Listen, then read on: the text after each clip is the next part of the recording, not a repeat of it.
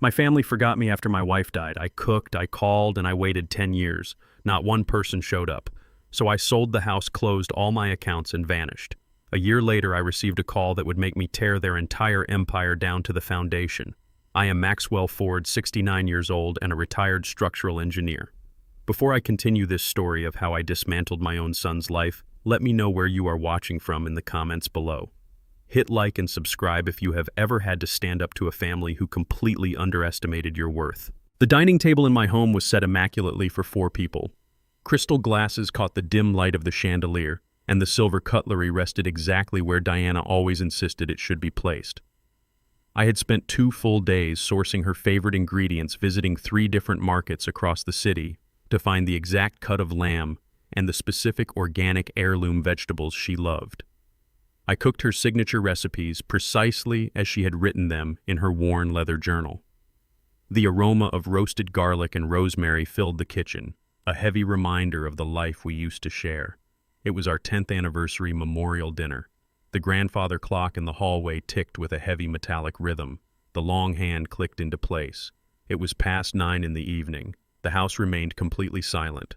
There were no headlights pulling into the driveway. There was no sound of my son Jason unlocking the front door. My phone sat perfectly still on the kitchen island. No calls came through. No text messages appeared on the screen to explain the delay. I stood at the head of the table and stared at the empty chairs. The crushing weight of expectation collided violently with reality. They were not running late. They were not stuck in traffic. They had chosen to ignore the one day I asked them to remember the woman who gave them everything. The silence in the dining room became absolute, pressing against my chest like a physical weight. I had sent the invitations a month in advance. Jason had verbally confirmed his attendance. Vanessa had promised to bring a specific dessert. Yet as the grandfather clock chimed the half-hour mark, the stark truth materialized before me. The lamb grew cold on the serving platter. The red wine breathed untouched in the decanter. I did not shed a single tear. I did not pick up my phone to call them and beg for their presence. Pity was not an emotion I tolerated neither from others nor from myself. I walked to the kitchen cabinets and retrieved a stack of heavy glass containers. I methodically packed the untouched food, sealing the lamb, the roasted vegetables, and the artisan bread with deliberate precision. I placed the containers into the refrigerator and wiped the granite counters until they gleamed. I washed the crystal glasses and dried them with a linen cloth. My movements were calculated and steady. Once the kitchen was spotless, I grabbed my heavy wool coat from the hall closet. I walked out into the freezing night air and got into my 10-year-old pickup truck. The engine sputtered before roaring to life, shaking the cold frame of the vehicle. I put the truck in gear and drove toward the city limits. My destination was Jason's upscale suburban neighborhood. My initial thought was not anger, but a cold, clinical logic. I needed to ensure they had not been involved in a tragic accident on the highway. A fatal car crash was the only acceptable excuse for their absence. I navigated the dark, winding roads with a firm grip on the steering wheel, preparing myself for whatever tragedy I might find at their home. The heater in the old truck barely worked, but I did not feel the cold. I felt only a profound, hollow focus. I pushed the truck down the interstate, the hum of the tires against the asphalt, the only sound breaking my concentration. I reviewed every possible scenario in my mind: a medical emergency, a sudden hospitalization. I prepared myself to walk into a crisis, ready to be the anchor my family needed, just as I had always been. During the drive, my mind drifted to the massive property Jason and Vanessa occupied. It was a sprawling modern estate nestled in a gated community designed to project absolute wealth and success. 10 years ago, shortly after Diana passed away, Jason came to me claiming he needed a safe environment to start a family. I paid the heavy down payment on that property in cash to secure my son's future. It was a substantial financial sacrifice, transferring a massive sum to ensure he would not struggle under the weight of a severe mortgage. Today, Jason tells a very different story. At every family gathering, every holiday dinner, and every public function, Jason proudly attributes that financial milestone entirely to his own superior business acumen. He boasts to his wealthy friends about his self-made hustle, claiming he pulled himself up by his bootstraps to conquer the commercial real estate market. He paints a picture of a relentless entrepreneur who built an empire without any assistance. I have sat quietly at his dining table, listening to him erase my contribution. I never corrected him publicly. I allowed him to construct his fragile ego around a foundation I financed. Diana always told me to let the boy have his pride, so I kept my mouth shut. I wore my faded clothes and drove my old truck, letting them believe my silence was a sign of a simple, uneducated mind. I played the role of the quiet pensioner, perfectly protecting his vanity at the cost of my own recognition. I paid for the illusion he sold to the world. I knew the truth of his success just as I knew the true balance of his accounts. My silence was a gift, a final act of grace for Diana's sake. But tonight, that grace was rapidly evaporating as I approached the heavy iron gates of his exclusive neighborhood. I turned onto Jason's pristine, tree-lined street, and my truck headlights illuminated a scene that instantly shattered any remaining illusions. The curbs were packed tightly with luxury vehicles. Gleaming sedans and imported sports cars stretched down the entire block. Valet attendants wearing sharp red vests jogged back and forth, scrambling to park the incoming influx of high society guests. Bright, warm light spilled from every massive window of Jason's estate. I parked my battered truck 2 blocks away, hidden in the shadows, and walked toward the property. The sound of a live jazz quartet drifted through the freezing air, mingling with the loud, arrogant laughter of the city's financial elite. Jason and Vanessa were hosting a massive, professionally catered charity networking gala. Waiters in crisp white shirts carried silver trays of champagne through the open front doors. They did not forget the date of the memorial. They knew exactly what tonight meant. They actively chose to override it with a high society event designed exclusively to boost Jason's corporate image. The tragedy I had feared was a phantom. The reality was a calculated, vicious insult. They had weighed the value of honoring my wife's memory against the value of impressing commercial developers, and Diana had lost. I stood on the cold sidewalk watching the valet hand a ticket to a man in a tuxedo. A fierce, icy realization washed over me. I was completely invisible to them. They believed I was just a powerless old man who would simply swallow the disrespect and stay in his place. I tightened the grip on my coat. I did not turn around and go home. I stepped off the sidewalk and walked directly toward the glowing mansion. If they wanted to erase me, I needed to see exactly how they did it.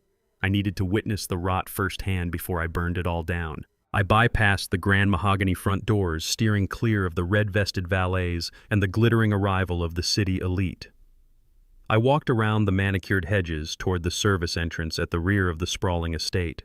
The heavy steel door was propped wide open for the catering crew. Waiters in crisp white shirts and black ties hurried back and forth carrying silver trays of expensive hors d'oeuvres and tall crystal flutes. I stepped inside the chaotic, brilliantly lit kitchen. I wore a dark, heavy wool coat over a simple gray sweater, blending seamlessly into the periphery of the bustling service staff. No one questioned my presence. No one gave me a second glance. I navigated the familiar layout of the house I had purchased for my son 10 years ago, moving like a phantom through the corridors. I reached the edge of the kitchen, stopping just short of the arched entryway that led into the main living areas. The sound of a live jazz band echoed from the grand hall, punctuated by the clinking of glasses and arrogant, booming laughter. I stood perfectly still in the shadows. I watched my son Jason standing under a massive chandelier, shaking hands and projecting the image of a titan of industry. He looked exactly like the man I had raised him to be on the outside, impeccably tailored and endlessly confident. Yet he looked absolutely nothing like the boy who used to sit at my drafting table and ask how bridges were built to withstand fierce storms. He was right there, less than 40 feet away, entirely oblivious to the fact that his father was watching him. I had become completely invisible to the people who were supposed to be my blood. I shifted my position, moving deeper into the concealed alcove of the butler's pantry. From this vantage point, I had a clear view into the adjacent private study. The heavy oak doors were left slightly ajar. Vanessa stood near the roaring fireplace, holding a flute of champagne and entertaining a tight circle of wealthy wives. The firelight caught the jewelry around her neck, reflecting a deep, unmistakable ocean blue. My breath stopped in my throat, freezing into a solid block of ice in my chest. She was wearing Diana's vintage sapphire necklace. It was a custom piece I had commissioned 30 years ago to celebrate my first major structural engineering patent. I recognized the intricate platinum setting instantly. 5 years ago, precisely 1 month after Diana passed away, Vanessa called me in hysterics. She claimed their house had been burglarized while they were away on a weekend vacation. She wept over the phone, detailing how the thieves had specifically targeted her jewelry box, taking nothing but that specific sapphire necklace. She filed a formal police report, She collected a massive insurance payout for the stolen heirloom. I had spent weeks consoling Jason and Vanessa, telling them material things did not matter as long as they were physically safe. Now the absolute truth glittered maliciously against her pale skin. She had orchestrated a federal insurance fraud scheme and stolen her dead mother-in-law's most cherished possession. She paraded the stolen sapphire in front of the city elite, supremely confident that the old foolish father-in-law would never attend a high society networking event to catch her in the lie. My anger did not manifest as a heated outburst. It crystallized into a sharp, freezing clarity. The deception was not a recent development. The rot had been festering inside my family for years. The crowd in the private study thinned as the catering staff announced the main course in the grand dining hall. Vanessa remained by the fireplace, her fingers casually tracing the stolen sapphire. Jason broke away from his investors and stepped into the study, pulling the heavy oak doors closed until only a narrow gap remained. I stepped closer to the gap, the pristine acoustics of the hallway carrying their hushed voices directly to my ears. Jason poured himself a generous glass of bourbon. His hands were visibly shaking. He complained bitterly about the crushing pressure of a failing commercial venture downtown. He stated the union contractors were threatening to walk off the job site by Friday unless a massive capital injection was deposited immediately. He admitted his corporate accounts were critically overdrawn and his commercial credit lines were completely exhausted. Vanessa did not offer him a single word of comfort. She offered him a weapon. She took a slow sip of her champagne and casually suggested filing an emergency ex parte petition for medical guardianship over me. She spoke the words with the clinical detachment of a butcher evaluating a carcass. She outlined the legal strategy flawlessly. They would claim my cognitive decline had become a severe danger to myself and others. They would declare me legally incompetent, strip me of my financial autonomy, and institutionalize me in a locked state-run facility. Once they held full power of attorney, they would aggressively liquidate my property and drain my pension accounts by the end of the month. She framed my entire existence, my freedom and my dignity, as a convenient, disposable asset waiting to be harvested to save their failing lifestyle. She was planning to legally erase me from the world, to fund a concrete foundation for Jason's bankrupt commercial plaza. Jason did not hesitate. He did not raise his voice to defend his father. He took another long sip of bourbon and nodded in absolute agreement. He told Vanessa the medical hurdle was already solved. He stated he had contacted a psychiatrist friend from his country club earlier that week. The doctor was entirely willing to conduct a brief hostile evaluation and sign the falsified cognitive decline paperwork in exchange for a quiet, untraceable cut of my liquidated estate. They had the financial motive, they had the brutal legal strategy, and they had the corrupt medical authority ready to execute the trap. The execution was definitively set. I did not barge into the room to confront them. Confrontation requires a desire for resolution, and I had absolutely nothing left to resolve with these strangers. I reached into my coat pocket and pulled out my right hand. I slowly slid the heavy gold wedding band off my finger.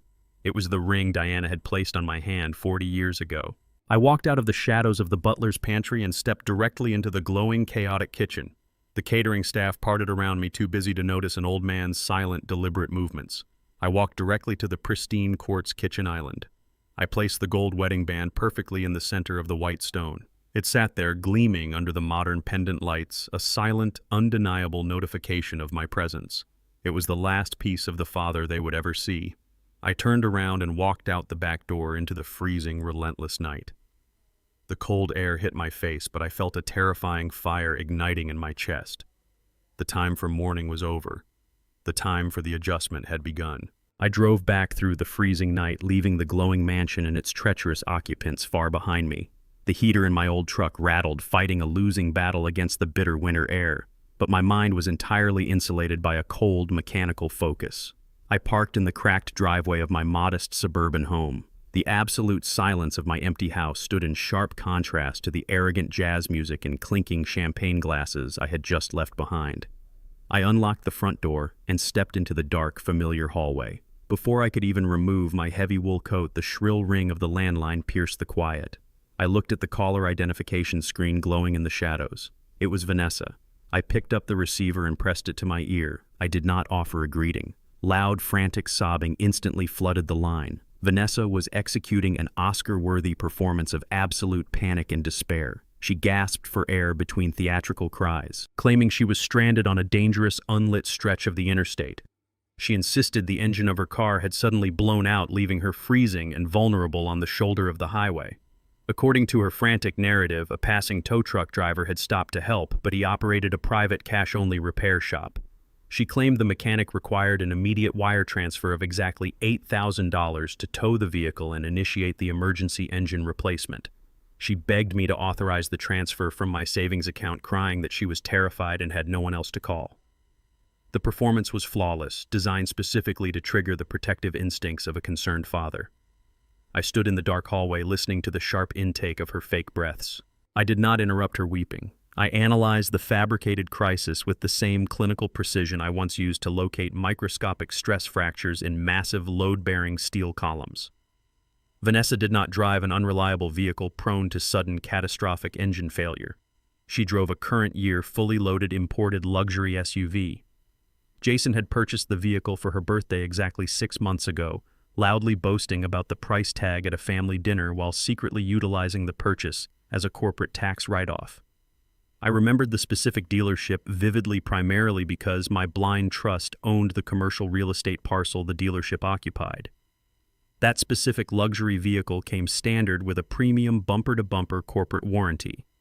The package included complimentary 24-hour roadside assistance, elite towing services, and immediate luxury loaner vehicle replacement. A blown engine on that specific SUV would be entirely covered by the manufacturer without a single dollar leaving her pocket. She was not stranded on a freezing highway. She was undoubtedly standing in the heated, opulent corridor of her mansion, holding a crystal flute of champagne while the charity gala continued around her. This phone call was a calculated predatory stress test. Jason and Vanessa needed to establish a documented baseline of my gullibility. If I panicked, abandoned all logical reasoning, and wired $8,000 to a phantom mechanic in the middle of the night, they would possess irrefutable evidence of my financial incompetence. It would serve as the perfect foundational proof for their upcoming medical guardianship hearing. They needed to show a family court judge that I was freely giving away thousands of dollars to obvious scams due to severe cognitive decline. I gripped the phone receiver tightly. They were actively constructing the legal cage they intended to lock me inside. I waited patiently for a calculated lull in her manufactured sobbing. When she finally paused to gauge my emotional reaction, I spoke with a steady, unyielding tone. I denied the financial request entirely. I reminded my daughter-in-law of the fictional reality I had carefully curated for them over the past decade. I stated clearly that I lived on a fixed state pension and adhered to strict, unchangeable budgetary constraints. I informed her that I simply did not possess $8,000 in liquid cash to casually transfer to an unknown mechanic in the middle of the night.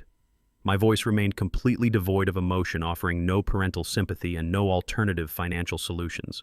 I coldly instructed her to locate the warranty documentation inside her glove compartment, contact the luxury dealership's emergency roadside service, and manage her transportation crisis like a responsible, fully capable adult. I advised her to end the call with me and immediately contact her husband, pointing out that Jason should be readily available to assist his stranded wife. I deliberately ignored the fact that I knew they were currently together at their massive networking gala. I offered absolutely no room for negotiation, no coddling, and no pathway for emotional manipulation. I delivered the rejection with the absolute finality of a closing bank vault. I listened to the line, waiting for the inevitable shift in her demeanor. The trap had failed to close around its intended target, and I knew the predator on the other end of the connection would not tolerate the rejection gracefully. The illusion of my vulnerability was about to be challenged. The theatrical sobbing ceased instantly. The sudden absolute silence on the line was deafening. When Vanessa finally spoke again, she entirely dropped the fragile, terrified daughter-in-law facade. Her voice shifted violently, becoming completely icy, authoritative, and profoundly patronizing. She did not acknowledge my advice regarding the warranty or the tow truck. Instead, she informed me that my blatant refusal to help my own family in a moment of crisis was a terrifying symptom of my worsening mental state.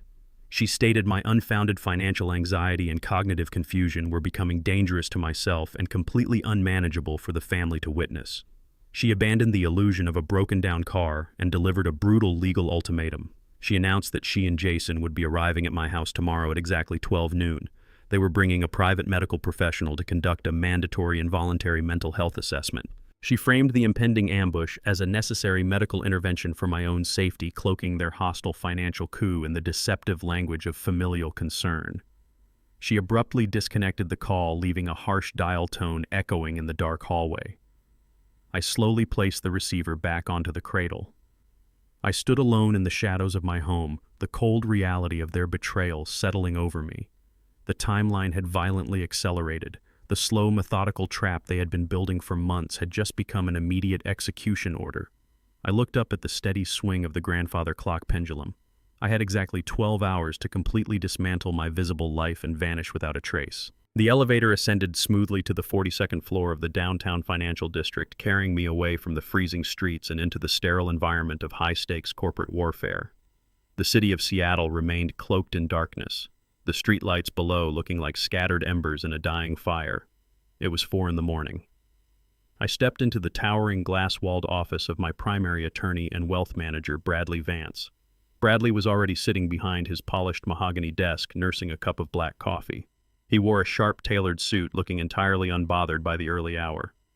I took the leather chair opposite him and immediately dropped the calculated posture of a frail, grieving widower. The slight hunch in my shoulders vanished.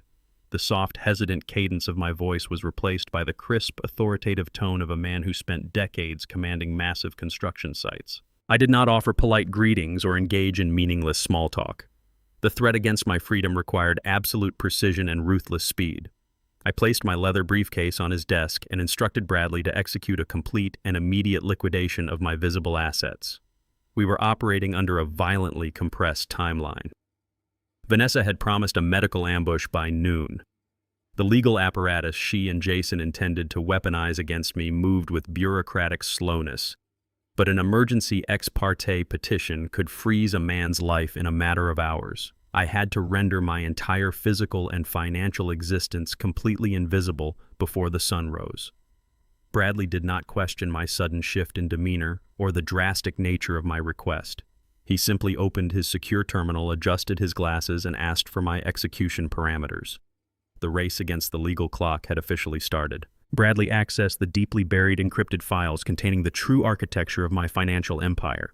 For the past decade, Jason and Vanessa had operated under a staggering misconception. They genuinely believed I survived entirely on meager monthly Social Security checks and a modest fixed state pension. They treated me with the condescending pity reserved for the financially obsolete. They had absolutely no idea that I held a massive diversified real estate and patent portfolio concealed securely within a blind corporate trust. 25 years ago, while Jason was still complaining about his high school allowance, I developed and patented a foundational load-bearing bracket design. This specific structural engineering component revolutionized the way high-rise commercial foundations absorbed seismic shock. I sold the exclusive manufacturing rights to a global construction conglomerate for a fortune that would make Jason's current commercial real estate ambitions look like child's play. Diana and I made a conscious, deliberate choice to hide this immense wealth. We wanted to protect our son from the corrosive, entitled arrogance that unearned money inevitably breeds. We lived in our modest suburban home, drove reliable used vehicles, and projected an image of solid, unremarkable middle-class stability. My current wealth generated millions in passive revenue every quarter, compounding quietly in offshore accounts and anonymous shell corporations. Jason spent his adult life desperately chasing the exact level of financial power I already controlled from the shadows. His entire plan to have me declared legally incompetent hinged on his assumption that my assets were simple, transparent, and easily absorbed. He believed he was hunting a sheep. He was entirely unaware that he had just stepped into the den of a predator who owned the very ground he walked on. I instructed Bradley to initiate the rapid transfer protocol. His fingers moved across the keyboard with practiced efficiency, executing commands that systematically dismantled my public identity. The first target was the physical property. Bradley formally drafted and executed the sale of my house. He transferred the deed from my personal name to an anonymous foreign logistics corporation. I was the sole proprietor of this holding company, but layers of corporate shielding rendered it completely untraceable to any standard domestic inquiry. The electronic deed transfer was recorded, filed with the county clerk's automated system, and permanently sealed within the hour. Legally, the modest suburban home where I had raised my son no longer belonged to me. The second target was the banking infrastructure. I authorized Bradley to access the joint checking accounts I shared with Jason. These were the specific accounts I had opened years ago to help him manage his college expenses. I knew Jason and Vanessa secretly monitored these balances, treating the accumulated interest as a personal slush fund to cover the premium insurance on their imported luxury vehicles. Bradley initiated a total sweep. He liquidated every single dollar, transferring the funds into an untraceable offshore ledger. He closed the accounts permanently, generating a digital zero-balance confirmation. There would be no financial safety net left to catch them when their fraudulent lifestyle finally collapsed. I watched the confirmation screens illuminate Bradley's monitor one by one. The physical house was gone. The accessible cash was gone. I was systematically severing every cord that connected me to the boy I once loved. I felt no remorse. They had weaponized my age against me, and I was responding with the precise, calculated force of a man who understood exactly how to demolish a structure from the inside out.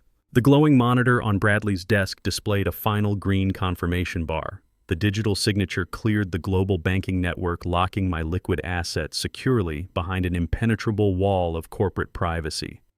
I had successfully vanished from the domestic financial grid. The erasure protocol was complete. I closed my leather briefcase with a sharp, definitive click. Just as I stood up to leave the office, the serene quiet of the room was shattered by a harsh, glaring notification. A priority legal alert flashed violently in bright red across Bradley's secondary terminal screen. Bradley stopped moving.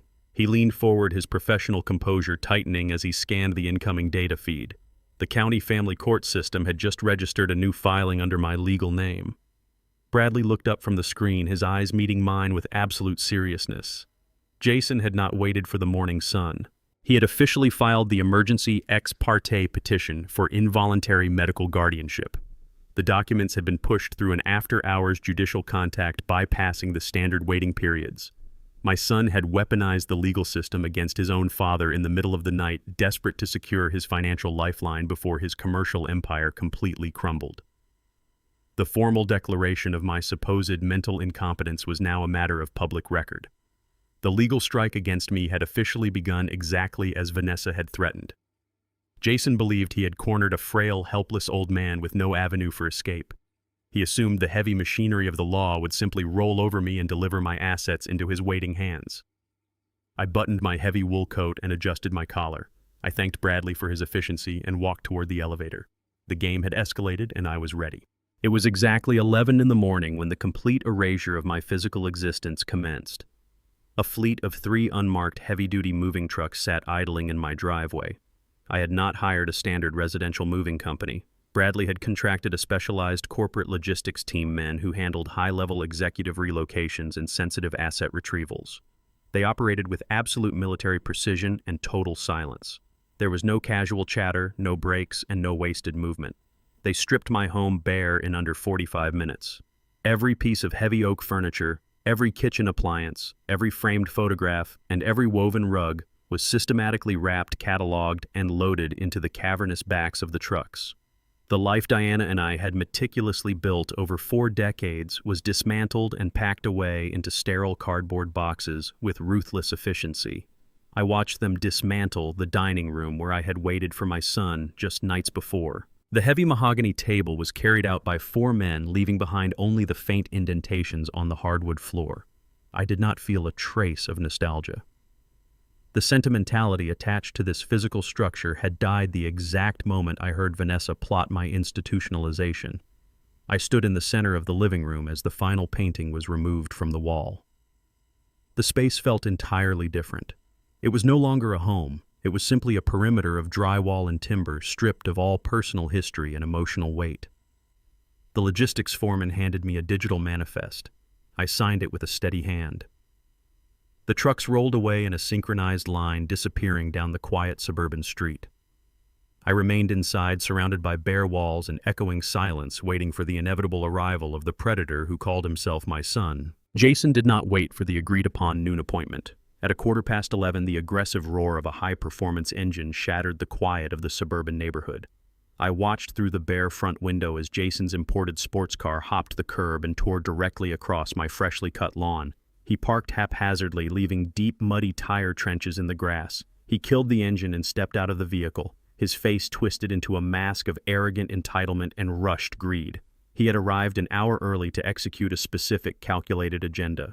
He fully intended to ransack my home before the corrupt psychiatrist and the legal authorities arrived to finalize my involuntary commitment. I knew exactly what he was looking for. Diana had possessed a curated collection of antique silver and rare first-edition books, items of significant liquid value that Jason had coveted for years. He wanted to secure those assets for himself, intending to hide them from the state inventory so he could sell them entirely off the record to fund his collapsing commercial projects. He walked up the front walkway with heavy, determined steps, holding a large canvas duffel bag meant for his stolen loot.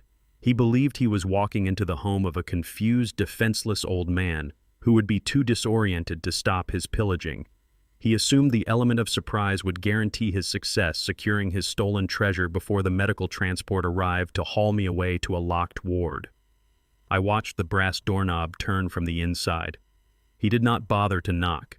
He did not bother to ring the bell. He treated my front door as a minor obstacle to his inheritance, entirely unaware that the inheritance he sought had already evaporated into thin air. The heavy front door crashed inward, kicked open with violent performative force. Jason stepped into the entryway, dropping his duffel bag to the floor with a loud thud. He puffed out his chest and squared his shoulders deliberately, attempting to use his physical size to intimidate me. It was a pathetic, transparent bullying tactic I recognized instantly. During his rebellious teenage years, Jason frequently relied on physical posturing to dominate arguments. He used to hover over his mother, using his height and aggressive body language to force her into submission whenever she denied his unreasonable financial demands. That behavior abruptly ended one evening when he tried the exact same tactic on me. I had pinned him against the hallway wall with a single hand to his collarbone, calmly explaining the severe absolute consequences of raising his voice to the woman who gave him life. He never tried to physically intimidate us again until today. He looked at me now, seeing only a 69-year-old man in a faded gray sweater, and he calculated only weakness. He saw a brittle pensioner he could easily overpower and cast aside. He assumed the passage of time had permanently eroded the strength that once kept him in line. He stepped forward, raising his chin, trying to cast a dark shadow over me. He expected me to cower. He expected me to shrink back in fear and ask him what he was doing in my house. He was entirely relying on the assumption that my advanced age equated to pathetic helplessness. He wanted to corner me, break my spirit, and force me into total compliance before the medical ambush began. He wanted to see fear in my eyes. Instead, he saw absolutely nothing. I stood my ground, my posture perfectly straight, my hands relaxed at my sides. The physical intimidation of an arrogant child meant nothing to a man who had already dismantled the foundation of his world. Jason opened his mouth to shout a harsh demand, but the words died instantly in his throat. He finally looked past me. His arrogant sneer dissolved into an expression of profound, paralyzing confusion. He stepped further into the house, his expensive leather shoes clicking loudly against the bare hardwood floor. The sound echoed wildly off the completely hollow walls, amplifying his disorientation. He spun around, looking into the living room, the dining room, and the hallway. There was no furniture. There were no paintings. There were no antique silver collections or rare books to steal. The house was an entirely empty shell, stripped of every single valuable asset. His voice wavered as he demanded to know where everything had gone. His shout bounced back at him from the vacant rooms, magnifying his sudden rising panic.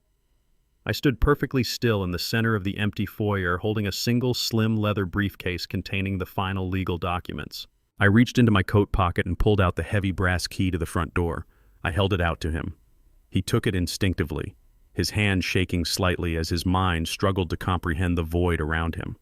I looked him directly in the eyes and delivered the reality of his situation with cold, surgical precision. I informed him that I no longer owned this property.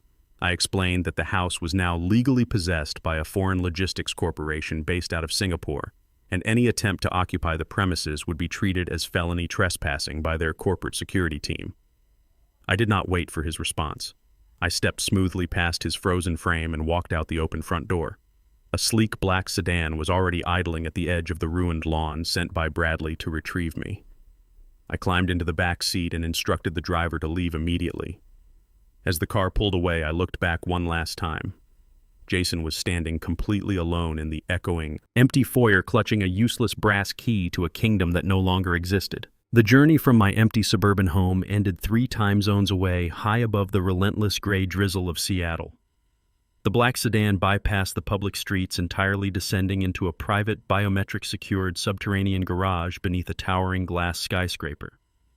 I rode the private elevator up to the top floor, stepping directly into my new sanctuary.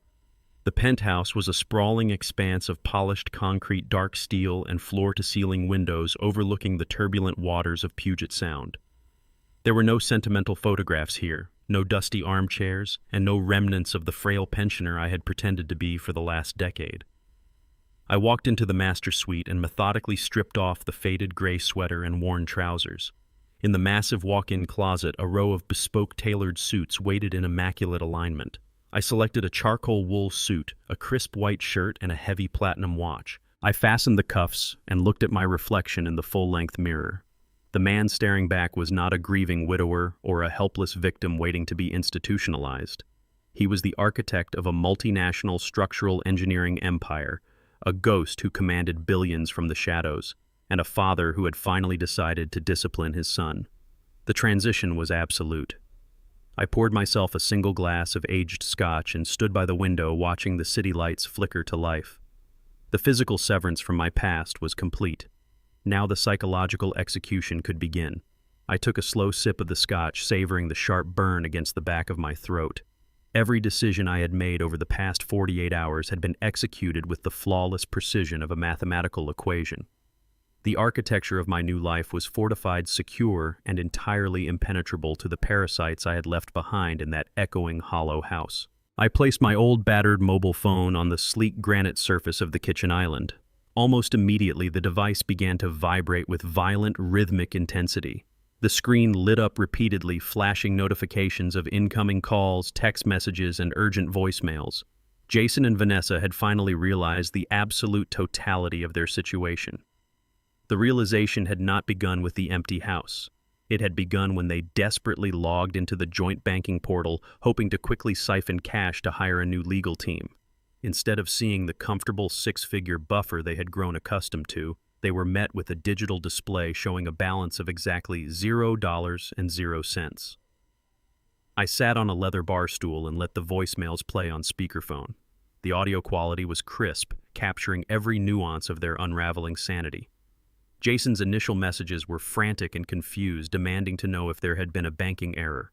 Within an hour, his tone mutated into naked, unhinged rage. He screamed into the receiver, demanding that I answer the phone and restore the funds immediately. He cursed my name completely, abandoning the sickly, sweet, condescending voice he had used when plotting my medical imprisonment just a day prior. Vanessa's voice echoed in the background of one recording, shrieking that her credit cards were suddenly declining at her exclusive boutiques. The financial safety net they had blindly relied upon to fund their extravagant, fraudulent lifestyle had been ripped out from beneath them without a single word of warning.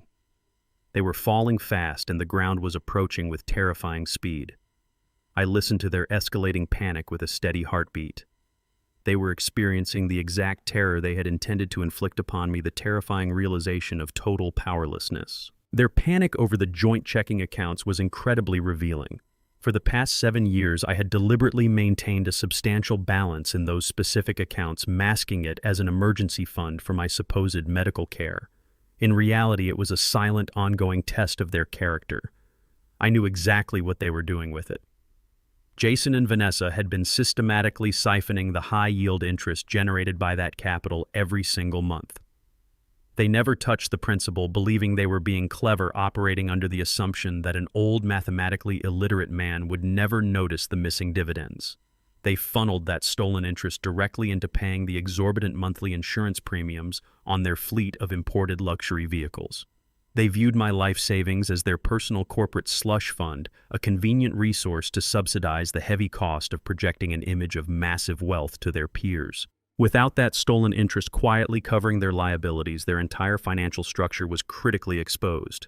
Jason could not afford to maintain his fleet of sports cars, and Vanessa could not afford the upkeep on her pristine luxury SUV. The sudden evaporation of that account meant they would default on their premiums within 30 days. The vehicles they used to command respect at high society charity galas would become immense financial anchors, dragging them further into the crippling debt they were desperately trying to hide. They had built their entire public identity on a foundation of stolen money, and I had just detonated the structural supports. The frantic voicemails playing from the small speaker were the sounds of a collapsing facade. They were not mourning the loss of a father. They were mourning the catastrophic loss of their primary revenue stream. The true depth of their parasitic nature was finally laid bare, entirely stripped of polite societal pretense. The final voicemail arrived precisely at 8 in the evening.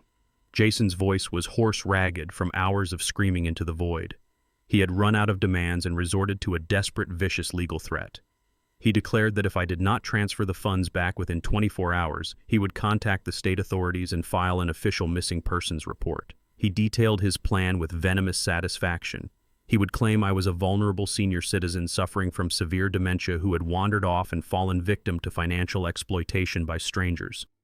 He threatened to use the police to officially freeze every asset attached to my name and force me back into his custody under a court order. I listened to his pathetic attempt at extortion with a cold, genuine smile.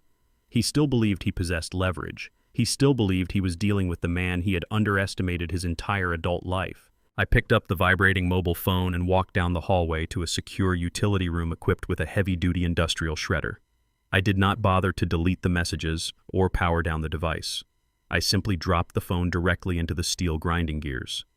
The machine roared to life violently, crushing the plastic glass and lithium battery into fine, unrecognizable dust. The final sound of Jason's screaming voice was instantly swallowed by the mechanical grinding. I turned off the shredder and stepped out of the room, leaving the pulverized remains behind. There was no signal to track, no location to ping, and no legal authority that could breach the corporate walls I had erected around my new identity. I was completely untraceable. The board was set, and I was perfectly positioned to watch them destroy themselves. Exactly 1 year had passed since I walked out of my empty house and left my son holding a useless key. The relentless gray drizzle of Seattle battered the floor-to-ceiling windows of my penthouse, but inside the climate was perfectly controlled. I sat in a leather armchair watching the massive ferry boats cut through the dark, turbulent waters of Puget Sound. My life had settled into a rhythm of absolute disciplined tranquility. I spent my mornings reviewing global market trends and my afternoons reading the structural engineering journals I had neglected for a decade. The pathetic pensioner persona was dead buried under the solid concrete foundation of my true corporate identity. The silence of the penthouse was broken by the quiet chime of the private elevator. Bradley Vance stepped into the foyer. He wore a damp trench coat over his usual immaculate suit, shaking the Seattle rain from his umbrella before handing it to the concierge staff I employed. He carried a thick, heavy red dossier tucked securely under his arm. Bradley did not visit my private residence for routine quarterly updates. A red dossier indicated an immediate critical shift in the operational landscape. I gestured to the chair opposite mine and poured him a measure of aged scotch. He sat down, placed the dossier on the glass coffee table, and flipped it open. The documents inside were covered in financial markers, court stamps, and banking logos. The power dynamic had entirely inverted over the last 12 months. I was no longer the prey waiting for the trap to spring. I was the architect observing a controlled demolition. Bradley took a slow sip of his drink and looked at me with clinical precision. He announced that the final structural supports holding my son's life together had completely snapped. Bradley laid out the disastrous state of Jason and Vanessa with methodical detachment. They were standing on the precipice of imminent federal bankruptcy. 6 months after I vanished, Jason had attempted a massive commercial tech expansion, trying to secure a sprawling campus for artificial intelligence startups in downtown Chicago. It was an aggressive, ego-driven gamble designed to elevate his firm to national prominence. He poured every remaining liquid asset he possessed into the acquisition. However, he executed this expansion entirely without the invisible safety net he never knew he relied upon. For 15 years, my blind trust had quietly absorbed his early losses, manipulated property valuations in his favor, and smoothed over his reckless fiscal decisions behind the scenes. Stripped of that hidden protection, his severe lack of genuine business acumen was brutally exposed to the unforgiving open market. The tech expansion collapsed catastrophically within a single quarter. Contractors walked off the job sites due to unpaid invoices. Anchor tenants pulled out of their lease agreements when Jason failed to meet the foundational construction deadlines. His creditors descended like vultures, freezing his operational capital and seizing his local assets. Vanessa's luxury lifestyle crumbled alongside his corporate empire. Her boutique brokerage firm hemorrhaged elite clients as rumors of their insolvency spread through their exclusive social circles. They were drowning in debt, fielding daily calls from aggressive collection agencies and dodging process servers. Instead of downsizing and accepting their failure with humility, Jason and Vanessa doubled down on their arrogance. They refused to sell the mansion or the luxury vehicles. They actively chose to maintain their facade of immense wealth at any cost, a decision that drove them directly into the realm of desperate, premeditated criminality. To secure the necessary capital to sustain their dying empire, Jason and Vanessa crossed the line from poor financial management into federal wire fraud. Bradley slid a certified copy of a commercial loan agreement across the glass table. It was a contract for $12 million issued by a private equity firm. I scanned the final page. My own signature was printed flawlessly on the guarantor line. They had forged my name to secure the capital. Jason had utilized my old discarded identity as a retired pensioner to back a massive commercial debt. He assumed I was either dead in a ditch somewhere or wandering the streets completely lost to dementia. He banked on the fact that I would never surface to contest the legal binding of the document. He used old tax returns and fabricated financial statements to convince the lender that my estate could cover the liability. Vanessa notarized the forged documents through her corrupt real estate contacts, sealing their complicity in the federal crime. They took the $12 million and immediately began funneling it into offshore accounts, desperate to hide the cash from their existing domestic creditors. They never intended to use the loan to save the tech campus. They intended to use my forged signature as a sacrificial shield while they drained the funds to maintain their lavish lifestyle. They fundamentally believed they had finally managed to weaponize my existence for their own gain, exactly as they had planned in their kitchen a year ago. They stole my name because they thought I was too weak to fight back. They did not understand the sheer magnitude of the sleeping giant they had just chained themselves to. The execution date for their fraudulent scheme was fast approaching. Bradley tapped a manicured finger against a foreclosure notice tucked inside the red dossier. The private equity firm had discovered the discrepancies in the offshore transfers. They were calling the loan due. The bank was initiating hostile foreclosure proceedings in exactly 7 days. If Jason could not produce the $12 million or physically present the primary guarantor to restructure the debt, he would face immediate federal indictment for bank fraud. Desperation had forced Jason into a frantic manhunt. He could no longer rely on the assumption that I was dead. He needed a warm body to take the fall. Bradley revealed that Jason had hired a ruthless private investigator, draining the last of his stolen funds to track my movements. The investigator had spent months chasing dead ends before finally breaching a minor firewall in my corporate shielding. He had successfully located the exact high-rise building in Seattle where I currently resided. Jason now had my physical address. He was actively booking a flight to the Pacific Northwest to hunt his father down. He fully intended to drag me into a bank and force me to authenticate the forged signature, saving himself from federal prison at the cost of my entire life. He believed he was the apex predator tracking wounded prey. He had no concept of the true reality waiting for him in Seattle. The son was coming for the father to finalize his ultimate fraud. I looked out the window at the dark, turbulent waters of the Sound and gave Bradley a single, decisive nod. Let him come. The immediate logical impulse when presented with a forged $12 million commercial loan document is to contact federal authorities. Bradley, operating strictly by the book, had already prepared the standard fraud affidavits required to notify the Federal Bureau of Investigation. I looked at the neatly stacked legal forms on the glass table and pushed them back toward him. I instructed my wealth manager to permanently bury those documents. Involving law enforcement would trigger a bureaucratic investigation, a slow and entirely public process that would end with Jason sitting in a federal penitentiary. Prison was a crude, unimaginative punishment that shifted the burden of his failure onto the state. It lacked the precise, poetic justice required for a betrayal of this magnitude. Jason had spent his entire adult life attempting to build a commercial empire to prove his superiority over the man he believed was a pathetic pensioner.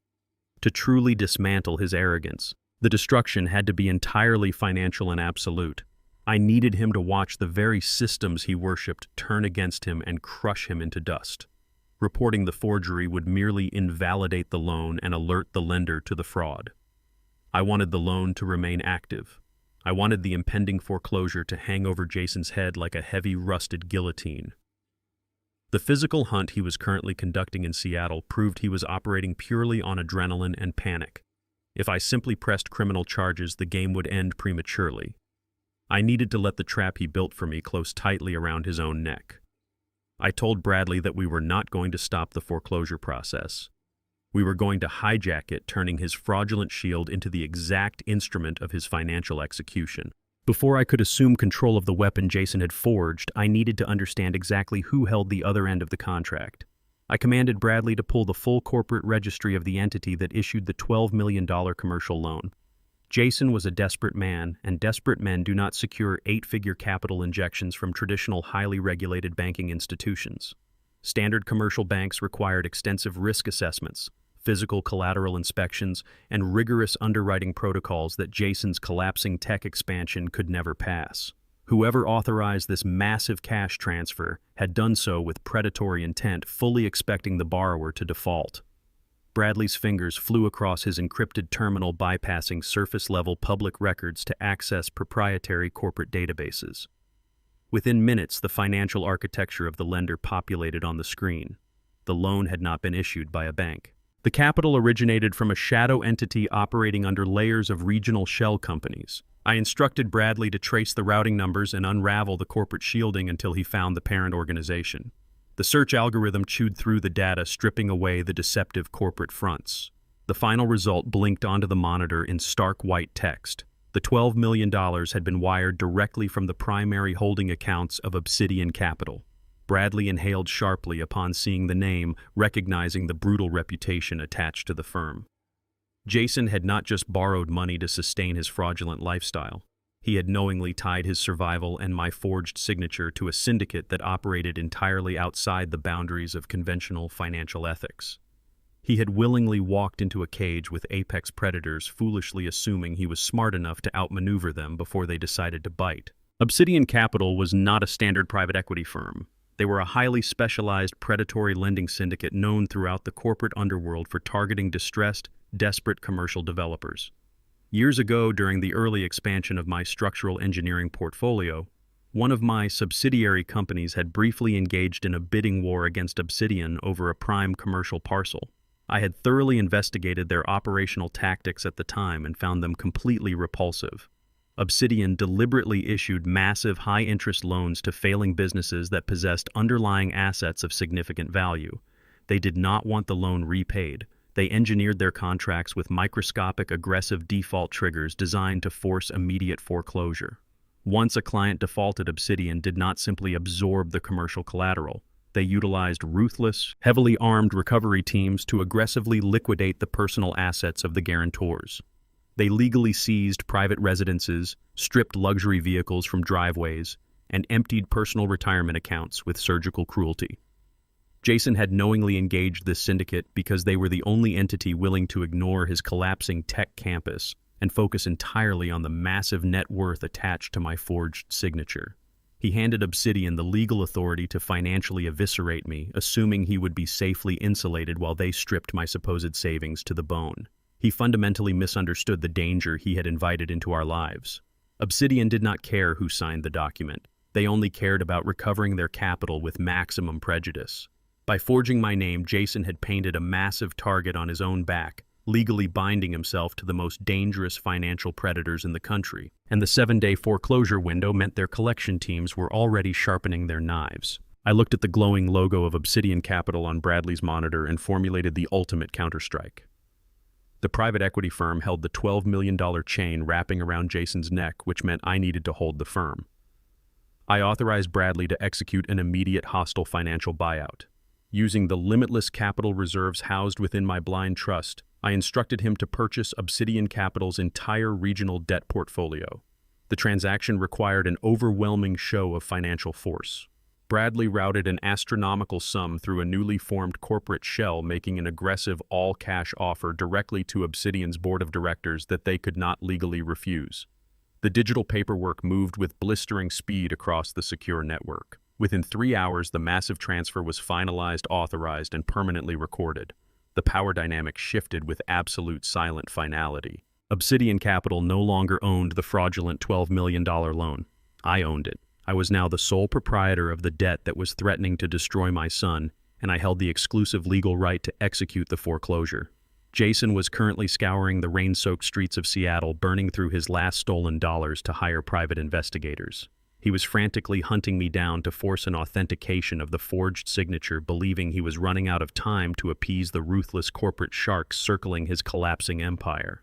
He was terrified of the impending collection tactics, desperate to offer me up as a sacrificial lamb to save his own skin before the deadline expired. He was entirely unaware that the landscape of his survival had fundamentally changed. He thought he was desperately swimming away from a pack of starving predators. He had absolutely no idea that his father had just purchased the entire ocean. Jason stepped out of a cab into the freezing Seattle rain, but his forehead was slick with a cold, terrified sweat. He practically sprinted through the revolving glass doors of the towering residential high-rise, dragging a damp leather briefcase clutched tightly against his chest. His breathing was shallow and erratic, betraying the immense crushing pressure of the $12 million foreclosure breathing down his neck. The private investigator had provided this exact address, but Jason's ingrained arrogance immediately painted a fabricated narrative to explain the opulent surroundings. He surveyed the expansive marble lobby, the cascading water features, and the uniformed concierge staff, instantly concluding that my presence here was a bureaucratic anomaly. He assumed I had managed to secure a subsidized low-income micro-apartment tucked away on the noisy ground floor, a mandatory zoning requirement for luxury developments. It simply never computed in his frantic, desperate mind that the man he was hunting could actually possess the wealth required to occupy the high-security penthouse looming 42 stories directly above his head. He paced across the polished floor, running a trembling hand through his damp hair while aggressively checking the heavy platinum watch on his wrist. Time was his ultimate enemy. Obsidian Capital's collection teams were only days away from initiating total liquidation, and his entire survival hinged entirely on the forged documents resting inside his briefcase. He walked over to the concierge desk, demanding to see his father with the entitled authority of a corporate executive used to giving orders. He fully expected to find a fragile, disoriented old man living in cramped, pathetic conditions ripe for a final, devastating manipulation. He stood in the magnificent foyer, shifting his weight from foot to foot, utterly blind to the reality that he was a drowning man willingly stepping into the jaws of a trap. I emerged from the private elevator alcove, moving with a slow, deliberate shuffle designed to perfectly mirror his lowest expectations. I had stripped away the tailored charcoal suit and the heavy platinum watch, replacing them with the exact uniform of the pathetic pensioner he had spent years mocking. I wore faded, loose-fitting trousers and the same frayed gray sweater I had worn on the night he kicked in my front door. I allowed my shoulders to slump, adopting the fragile, hesitant posture of a man completely overwhelmed by his surroundings. The transition was flawless, a physical weaponization of his own arrogant assumptions against him. As I crossed the expansive marble lobby, Jason locked eyes with me. A visceral wave of sheer predatory relief washed over his panicked features. He saw exactly what he desperately needed to see. He did not see the hidden architect who had just purchased his entire commercial debt portfolio. He saw an isolated, financially obsolete target perfectly primed for slaughter. I approached him with a manufactured look of mild confusion, squinting slightly as if struggling to comprehend his sudden appearance in my new environment. I let my hands tremble visibly as I reached out to greet him, feeding his delusion of my rapid cognitive decline. Jason eagerly grabbed my hand, squeezing it with an aggressive, possessive strength. His grip was entirely devoid of familial affection, acting instead as a physical restraint to ensure his prized asset could not escape. I played the role of the disoriented victim to absolute perfection, asking him why he had flown all this way and expressing naive concern for his sudden arrival. I swallowed my disgust and masked my absolute authority, letting the illusion of my vulnerability draw him deeper into the execution chamber I had carefully constructed. Jason instantly shifted his demeanor, deploying a sickeningly sweet, artificially soothing tone that made my blood run cold. It was the exact same manufactured, deeply manipulative voice he had utilized 10 years ago during Diana's funeral. I vividly remembered him standing beside her polished oak casket, projecting the image of a heartbroken, dutiful son to the gathered relatives. He had offered hollow words of comfort to our weeping neighbors, while secretly cornering the estate lawyer in the hallway to aggressively inquire about the payout timeline for her life insurance policy. He was executing that exact same sociopathic performance right now in the center of the lobby. He draped a heavy arm around my hunched shoulders, loudly expressing his immense relief at finding me safe. He spun a rapid, rehearsed lie, claiming he had been sick with worry ever since I abruptly relocated, deliberately omitting the vicious, threatening voicemails he had left on my destroyed phone. He expertly framed his frantic cross-country manhunt as a desperate rescue mission born of pure parental devotion. He asked invasive leading questions about my daily cognitive function and my physical health, projecting a facade of deep familial concern while his eyes darted nervously around the room. I could practically hear the desperate calculations grinding away inside his head, measuring exactly how many minutes it would take to extract the signature and secure his $12 million shield. He patted my back with fake tenderness, his fingers tapping anxiously against my shoulder blade.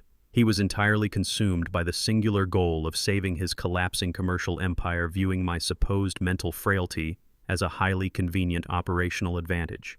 He poured on the sugary affection, entirely oblivious to the fact that his transparent manipulation was only cementing his absolute destruction. His wide, practiced smile hid the sheer panic of a man facing imminent federal ruin.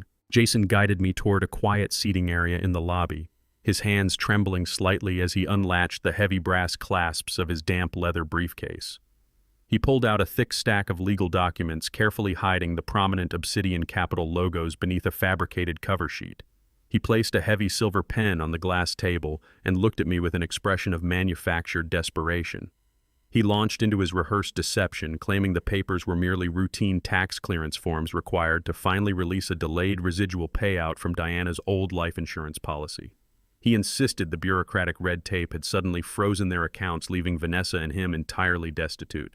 He leaned forward, utilizing every ounce of his false sincerity to beg for my physical signature, swearing it was the absolute only way to validate the paperwork and save our family from total ruin. I looked down at the documents, immediately recognizing the structure of the $12 million fraudulent loan agreement he was desperately trying to ratify before the foreclosure deadline. He wanted me to legally tether myself to a ruthless private equity syndicate, offering my life to shield his catastrophic failure. I reached out with a trembling hand and picked up the heavy silver pen. I looked deep into his panicked eyes and adopted a tone of fragile, unwavering parental duty. I told him I would sign the paperwork and save his future without a moment of hesitation. A wave of euphoric victory washed across his sweating face, but I immediately halted his premature celebration. I placed the silver pen back onto the glass table and stated my terms. I would authorize the documents, but I set a strict, absolutely non-negotiable condition regarding exactly where and how the final signature would be executed. I did not reach for the heavy silver pen Jason had placed so eagerly on the glass table. Instead, I let my hands rest on my lap, my posture deliberately fragile and hesitant. I looked up at my son with wide, manufactured innocence. I told him that I missed our family. I let a tremor enter my voice, playing the role of a lonely, isolated old man desperate for familial connection. I explained that living alone in a new city had made me realize the profound importance of our bond. I insisted that I would absolutely sign the tax clearance documents, but only on one strict, non-negotiable condition. I wanted to see Vanessa. I told Jason that I missed my daughter-in-law deeply, and that I needed to look her in the eyes one last time before I signed away any remaining ties to Diana's estate. I painted a picture of a final touching family reunion, a moment of closure for a grieving widower. I requested that the three of us gather together as a complete unit to finalize this important paperwork. The sheer absurdity of the request, demanding the presence of the woman who had openly threatened my freedom, was masked entirely by my flawless performance of senile sentimentality. I presented the demand not as a calculated legal maneuver, but as the pathetic emotional plea of a dying man grasping at the illusion of love. I watched the blood drain from Jason's face as he processed the logistical nightmare I had just handed him. He needed the signature instantly, but he was suddenly confronted by the stubborn, irrational emotionality of the man he believed was losing his mind. The trap was set, waiting for him to step inside. Jason violently rejected my sentimental condition.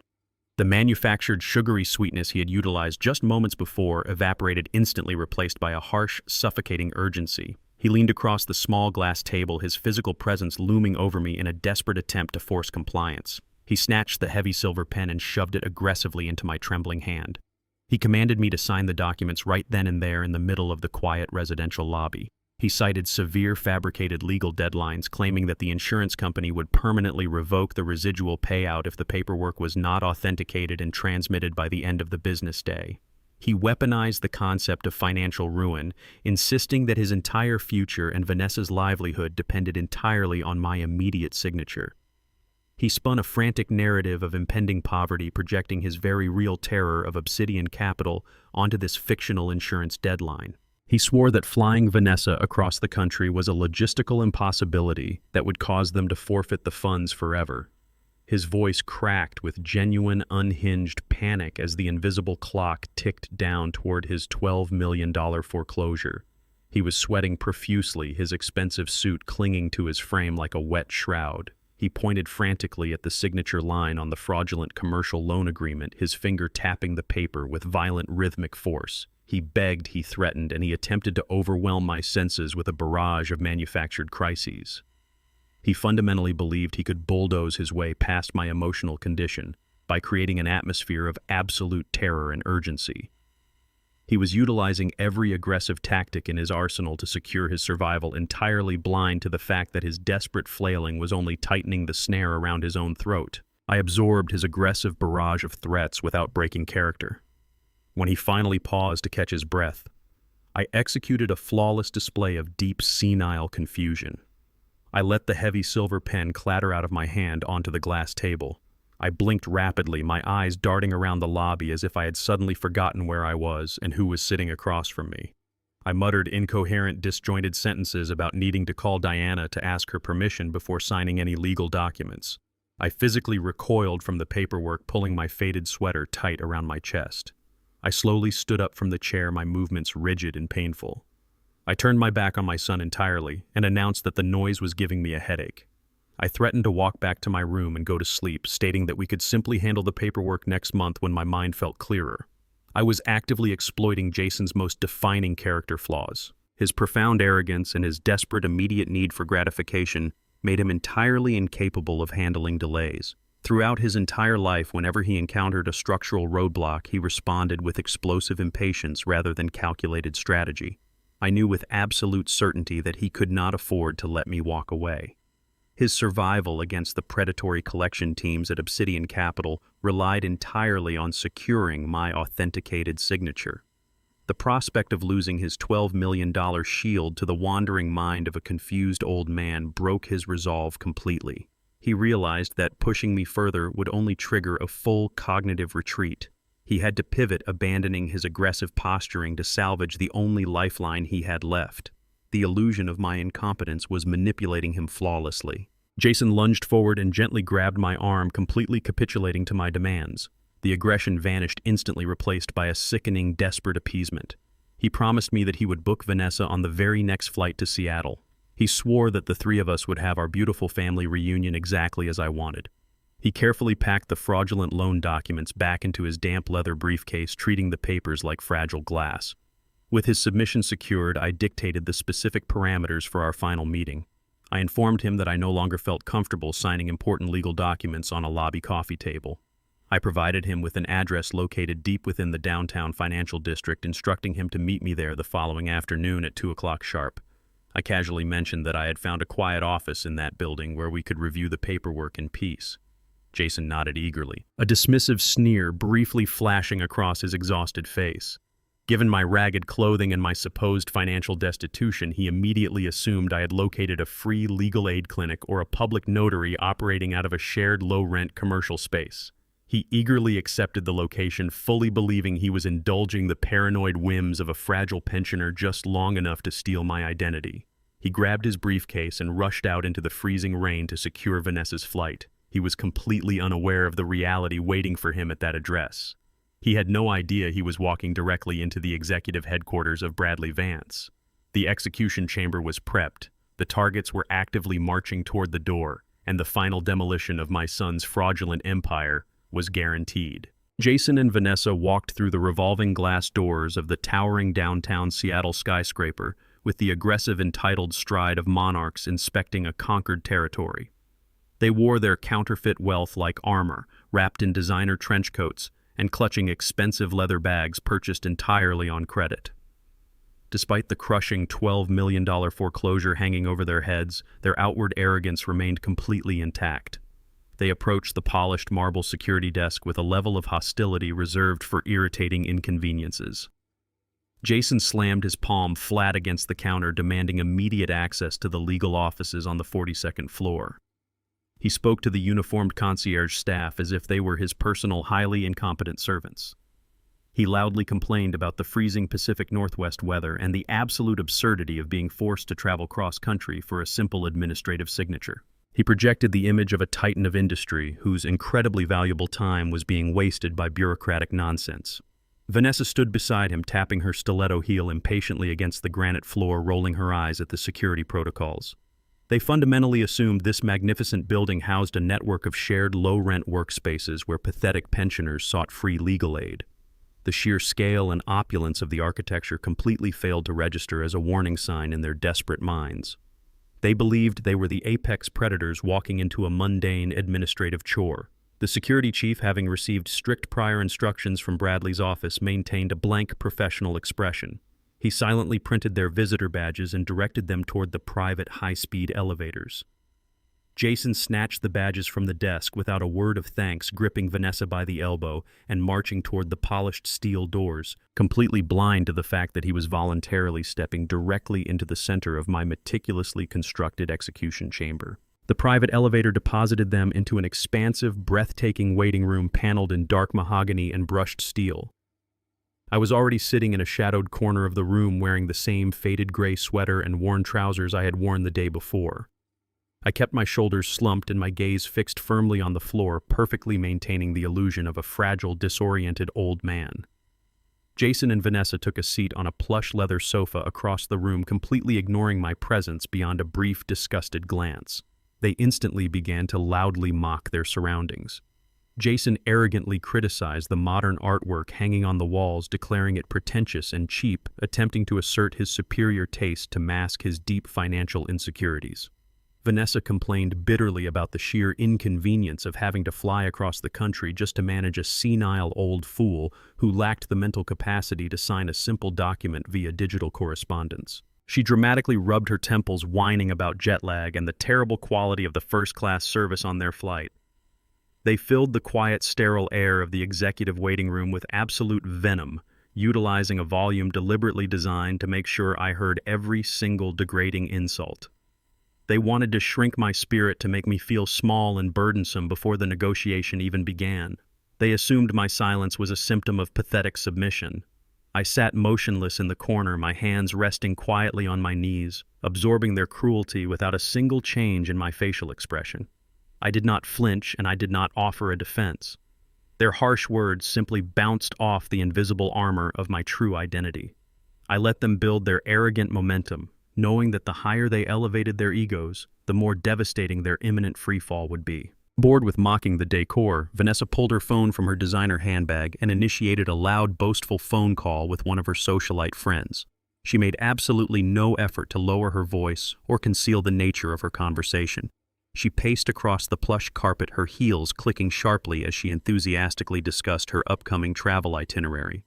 She detailed her plans to book a month-long exclusive vacation in a private villa in Monaco. She bragged about chartering a yacht and reserving tables at the most elite, high-profile restaurants on the Mediterranean coast. When her friend presumably asked how they were affording such a lavish excursion, given the recent rumors of Jason's commercial collapse, Vanessa offered a chilling, triumphant laugh. She confidently announced that they had just secured a massive influx of fresh insurance money from a deeply confused relative. She claimed the capital was entirely untraceable and free of any restrictive oversight. The sheer audacity of her public confession confirmed the absolute worst of my suspicions. The fraudulent $12 million commercial loan Jason had secured by forging my signature was never intended to salvage his dying tech campus. They had zero intention of paying back Obsidian Capital or restructuring their massive debt.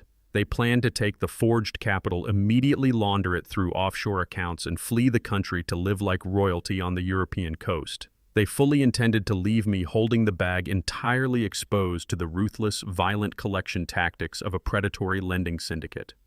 Vanessa continued to describe the luxury boutiques she planned to empty in Monaco, her voice dripping with unearned victory. She was celebrating a successful heist right in front of her intended victim. She hung up the phone with a satisfied smirk, utterly convinced that their fraudulent shield was completely impenetrable. The heavy, solid oak doors leading to the main executive conference room suddenly swung open, cutting through the toxic atmosphere of the waiting area. Bradley Vance stepped through the doorway looking like a man who commanded empires. He was impeccably dressed in a razor-sharp, custom-tailored charcoal suit, his posture radiating absolute, undeniable authority. Jason instantly stood up from the leather sofa, adjusting his tie and pasting on his most aggressive, dominant corporate smile. He stepped forward, fully intending to take control of the interaction and bully the supposed legal aid attorney into rushing the paperwork. He opened his mouth to deliver a demanding introduction, but his words were instantly choked off. Bradley walked straight past Jason, completely and deliberately ignoring his outstretched hand and his towering physical presence. Bradley did not even acknowledge Vanessa, who had frozen mid-step behind her husband. He moved with singular focus across the room, stopping precisely 2 feet in front of the shadowy corner where I sat.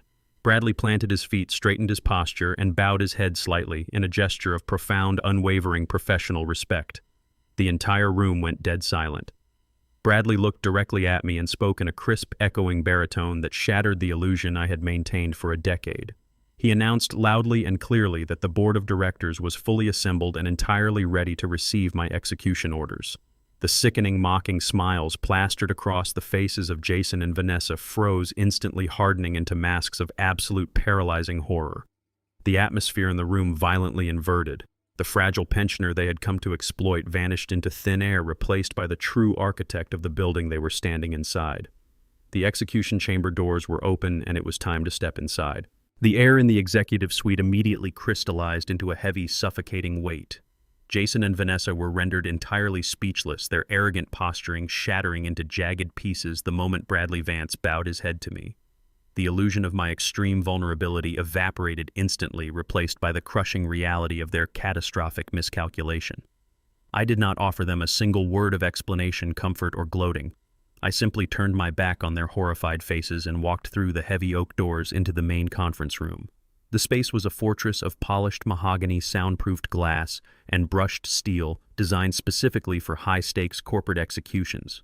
I bypassed the standard seating and took my position at the absolute head of the massive table, a seat reserved exclusively for the primary shareholder. Bradley took his place immediately to my right, standing at rigid attention with his encrypted tablet glowing in his hand.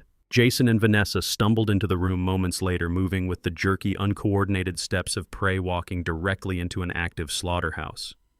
They sank into the plush leather chairs opposite me, looking incredibly small and entirely consumed by the sheer scale of the executive power radiating from my side of the table.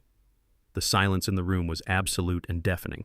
It was not the comfortable quiet of a family gathering, but the clinical, sterile silence of a surgical theater right before the first major incision. Vanessa clutched her designer handbag against her chest as a pathetic physical barrier, her knuckles turning bone white. Jason stared at me with wide, panicked eyes, desperately trying to map this terrifying new reality against the pathetic pensioner he thought he had successfully tracked down. The power dynamic had violently inverted, trapping them inside a titanium cage entirely of their own making. Despite the overwhelming visual evidence of his total defeat, Jason's deeply ingrained survival instinct triggered a final desperate surge of frantic denial. He refused to accept that his meticulous plan was actively burning to the ground right in front of him. Operating purely on adrenaline and raw panic, he snapped open his damp leather briefcase and pulled out the forged commercial loan documents. His hands shook violently as he slapped the paperwork onto the polished mahogany surface. He aggressively slid the fabricated tax clearance form across the table toward me, attempting to bypass the rapidly shifting power dynamic by forcing the interaction back to his original fabricated script. He barked a hoarse, panicked command demanding I sign the paper immediately to prevent the fictional insurance deadline from permanently expiring. Before the document could travel halfway across the expansive table, Bradley moved with the blinding speed and precision of a striking viper. He firmly placed his hand flat on top of Jason's paperwork, arresting its momentum completely. Bradley did not slide the document back to my son. Instead, he smoothly pulled it toward his own station and aligned it directly next to a towering stack of original heavily stamped banking files he had just retrieved from his leather portfolio. The prominent aggressive logo of Obsidian Capital was stamped across the cover of the thick dossier in stark crimson ink. Jason's aggressive facade instantly crumbled as his eyes locked onto the dark crest of the predatory lending syndicate he currently owed $12 million. He recognized the exact heavy binding and the specific legal seals. Bradley tapped his manicured finger against the Obsidian Capital file, establishing an absolute, undeniable connection between Jason's fraudulent paperwork and the massive corporate debt portfolio I had just violently purchased. The counterfeit shield Jason had built to protect himself was now resting directly in the hands of the man he had intended to ruthlessly sacrifice. Bradley opened his encrypted tablet and began to dissect their criminal conspiracy with clinical, terrifying precision. He did not raise his voice or utilize dramatic emotional accusations. He simply recited the raw, unassailable data that formed the foundation of their ruin. He detailed the exact digital anatomy of their $12 million fraud, starting with the precise hour Jason and Vanessa had initially accessed the commercial loan portal. Bradley read aloud the specific IP addresses, global geographic locations, and digital timestamps permanently tied to the electronic forgery of my signature. He revealed that Vanessa had notarized the fabricated documents from her boutique brokerage office on a Tuesday afternoon, specifically routing the confirmation emails through an encrypted proxy server hosted in the Cayman Islands to intentionally obscure the digital trail. He methodically outlined how Jason had stolen and manipulated 15 years of old tax returns from my discarded pensioner identity to artificially inflate the supposed collateral backing the massive commercial debt. Bradley possessed a verified record of every single keystroke they had executed. He explained that Obsidian Capital's aggressive underwriting software had flagged the offshore routing anomalies immediately, but the syndicate approved the loan regardless because they explicitly wanted the contract to fail. Obsidian desired the total liquidation of my assets, and Jason had eagerly handed them the legal mechanism to execute that theft. The meticulously detailed timeline proved unconditionally that Jason and Vanessa had never intended to salvage the failed Chicago Tech campus. Their singular premeditated goal was to legally tether my estate to a violent financial predator while they drained the capital to fund their luxurious European escape. They sat paralyzed in their leather chairs listening to Bradley dismantle their impenetrable lie piece by piece.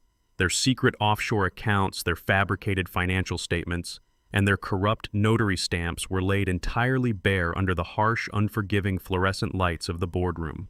The sheer volume of incriminatory evidence finally broke Jason's stunned paralysis.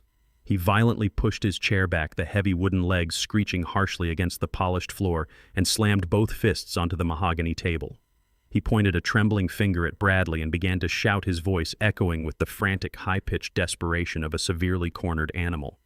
He demanded that Bradley immediately cease recording the conversation and aggressively invoked attorney-client privilege, loudly insisting that all financial disclosures made within this boardroom were legally protected and strictly confidential. He falsely claimed that because he had entered a law office seeking counsel, Bradley was legally bound to protect his interests against any external prosecution. Bradley looked at Jason with an expression of absolute Arctic indifference. He calmly adjusted his tailored suit jacket and systematically corrected Jason's catastrophic misunderstanding. Bradley stated clearly that he did not represent Jason, nor did he offer legal counsel to individuals actively engaging in federal wire fraud. He informed my son that his exclusive fiduciary duty was to the primary shareholder of the blind trust that now outright owned the entirety of Obsidian Capital's regional debt portfolio. Bradley was the executioner, not the savior.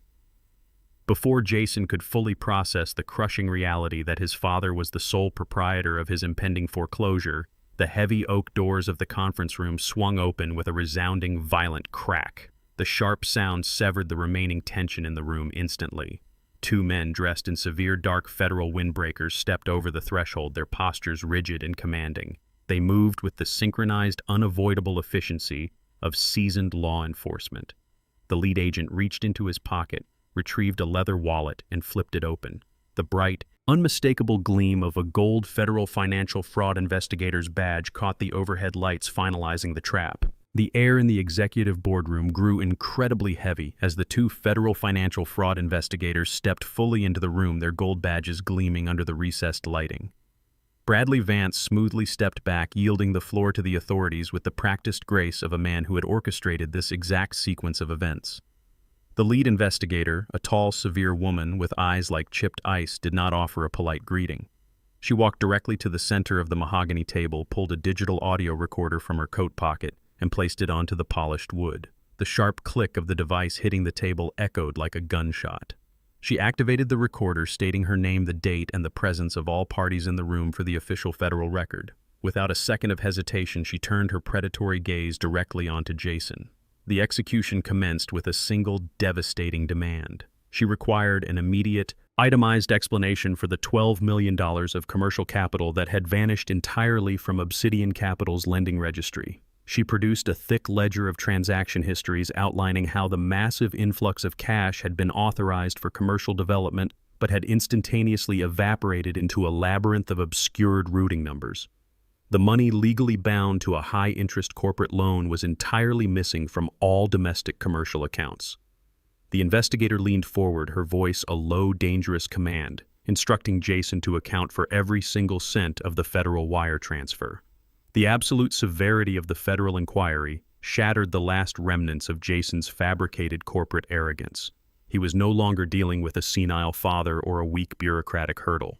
He was facing the full crushing weight of the United States federal government.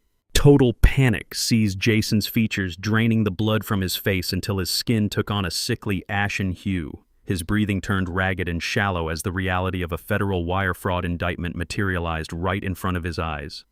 Driven by the cowardice that had always defined his character, he desperately sought a shield. He pointed a violently shaking finger directly at me, attempting to deflect the catastrophic legal burden onto the man he had spent the last 24 hours hunting. He raised his voice, shouting over the steady hum of the boardroom's ventilation system, aggressively claiming that I was the primary guarantor of the debt. He frantically told the investigators that I was the one who had legally secured the capital, spinning a desperate, fractured narrative wherein the frail old pensioner sitting at the end of the table had orchestrated a massive corporate financing scheme.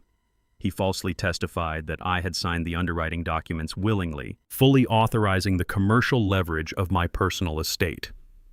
The cowardice escalated as he explicitly stated that his father currently held the missing $12 million in hidden private accounts. Vanessa sat frozen beside him, her mouth opening and closing silently as she watched her husband actively attempt to throw his own father into a federal penitentiary to save his own skin. Jason practically begged the agents to focus their interrogation on me, leaning heavily on the fabricated tax documents and the forged signatures he had brought in his damp briefcase. He fundamentally believed his lies could outpace federal scrutiny, assuming that if he simply shifted the blame forcefully enough, the authorities would accept the narrative of a greedy, manipulative patriarch.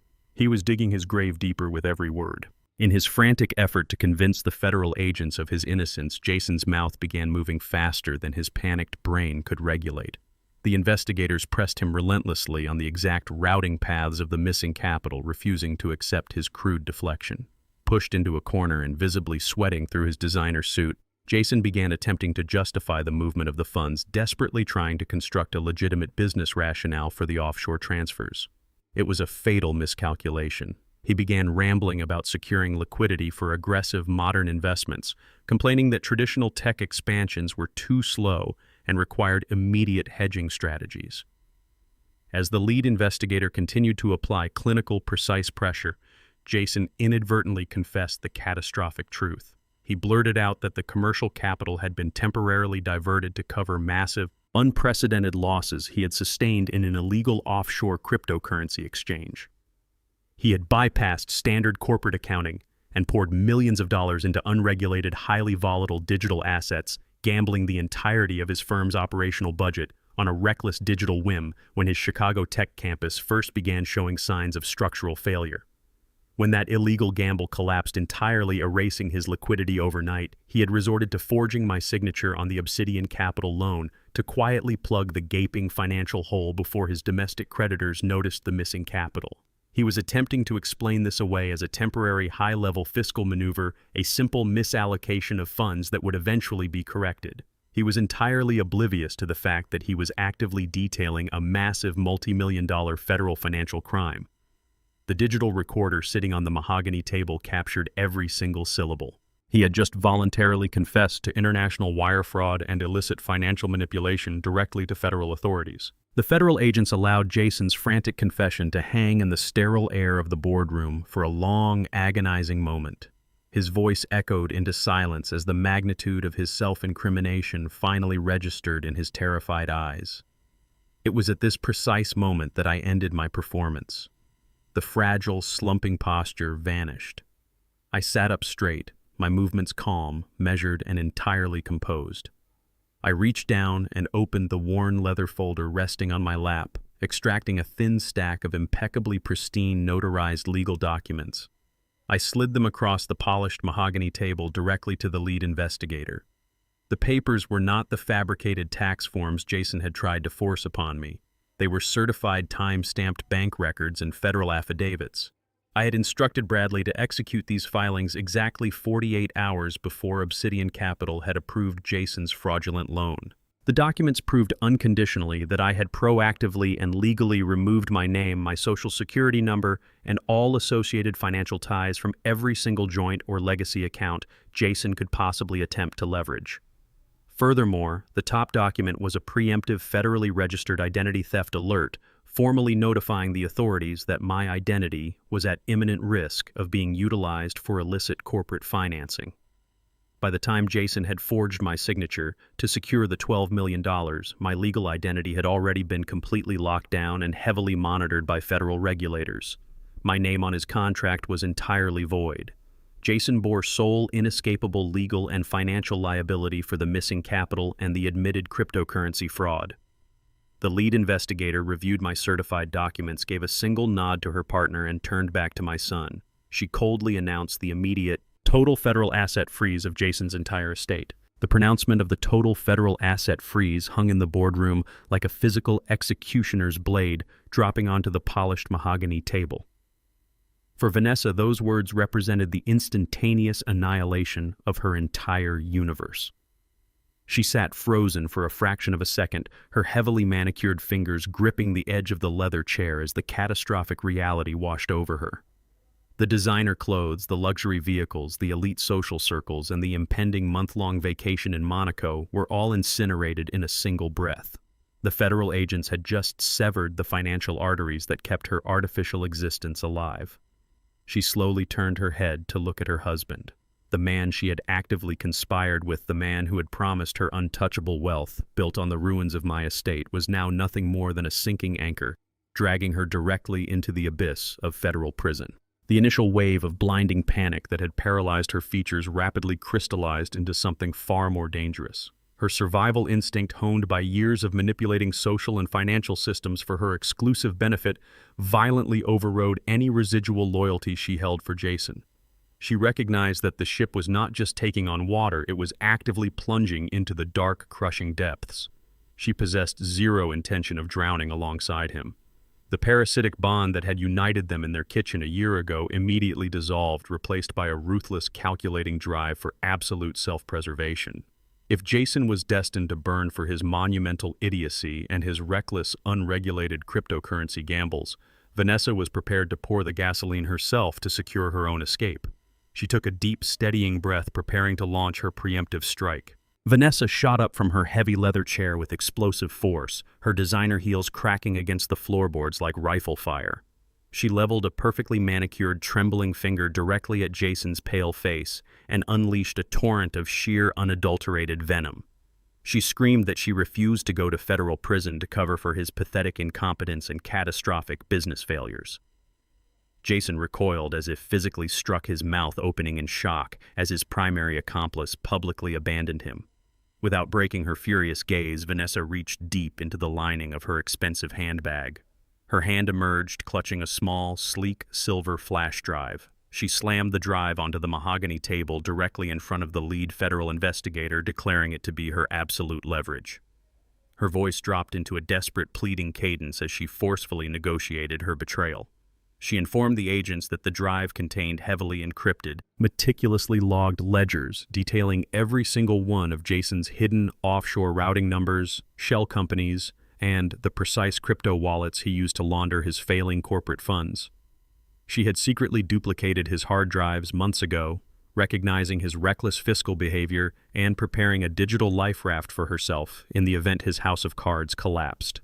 She aggressively demanded immediate comprehensive federal immunity in exchange for handing the government the exact digital keys required to unlock his international financial crimes.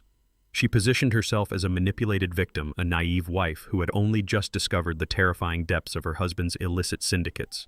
She was actively auctioning off the remainder of Jason's life to buy her own freedom, staring down the federal investigators with the cold, calculating eyes of a predator cornered in a trap. The sheer velocity of her betrayal caused Jason to hyperventilate, but Vanessa was not finished dismantling him. To prove the absolute depth of his financial mismanagement to the federal agents, she began detailing the specific, desperate measures she was forced to take just to maintain their crumbling facade. She confessed with brutal clarity that the immense wealth they projected to the world had been hollow for years. Her voice dripped with resentment as she exposed a tightly guarded family secret. She admitted to the entire boardroom that she was the one who had orchestrated the disappearance of Diana's vintage sapphire necklace shortly after the funeral. For years I had believed the heirloom was simply lost in the chaotic shuffle of my grief and relocation. In reality, Vanessa had quietly slipped it into her purse during the wake. She looked directly at me without a single ounce of remorse and confessed that she had pawned the irreplaceable sapphire to a discreet private buyer just to cover a severely delinquent mortgage payment on their sprawling mansion.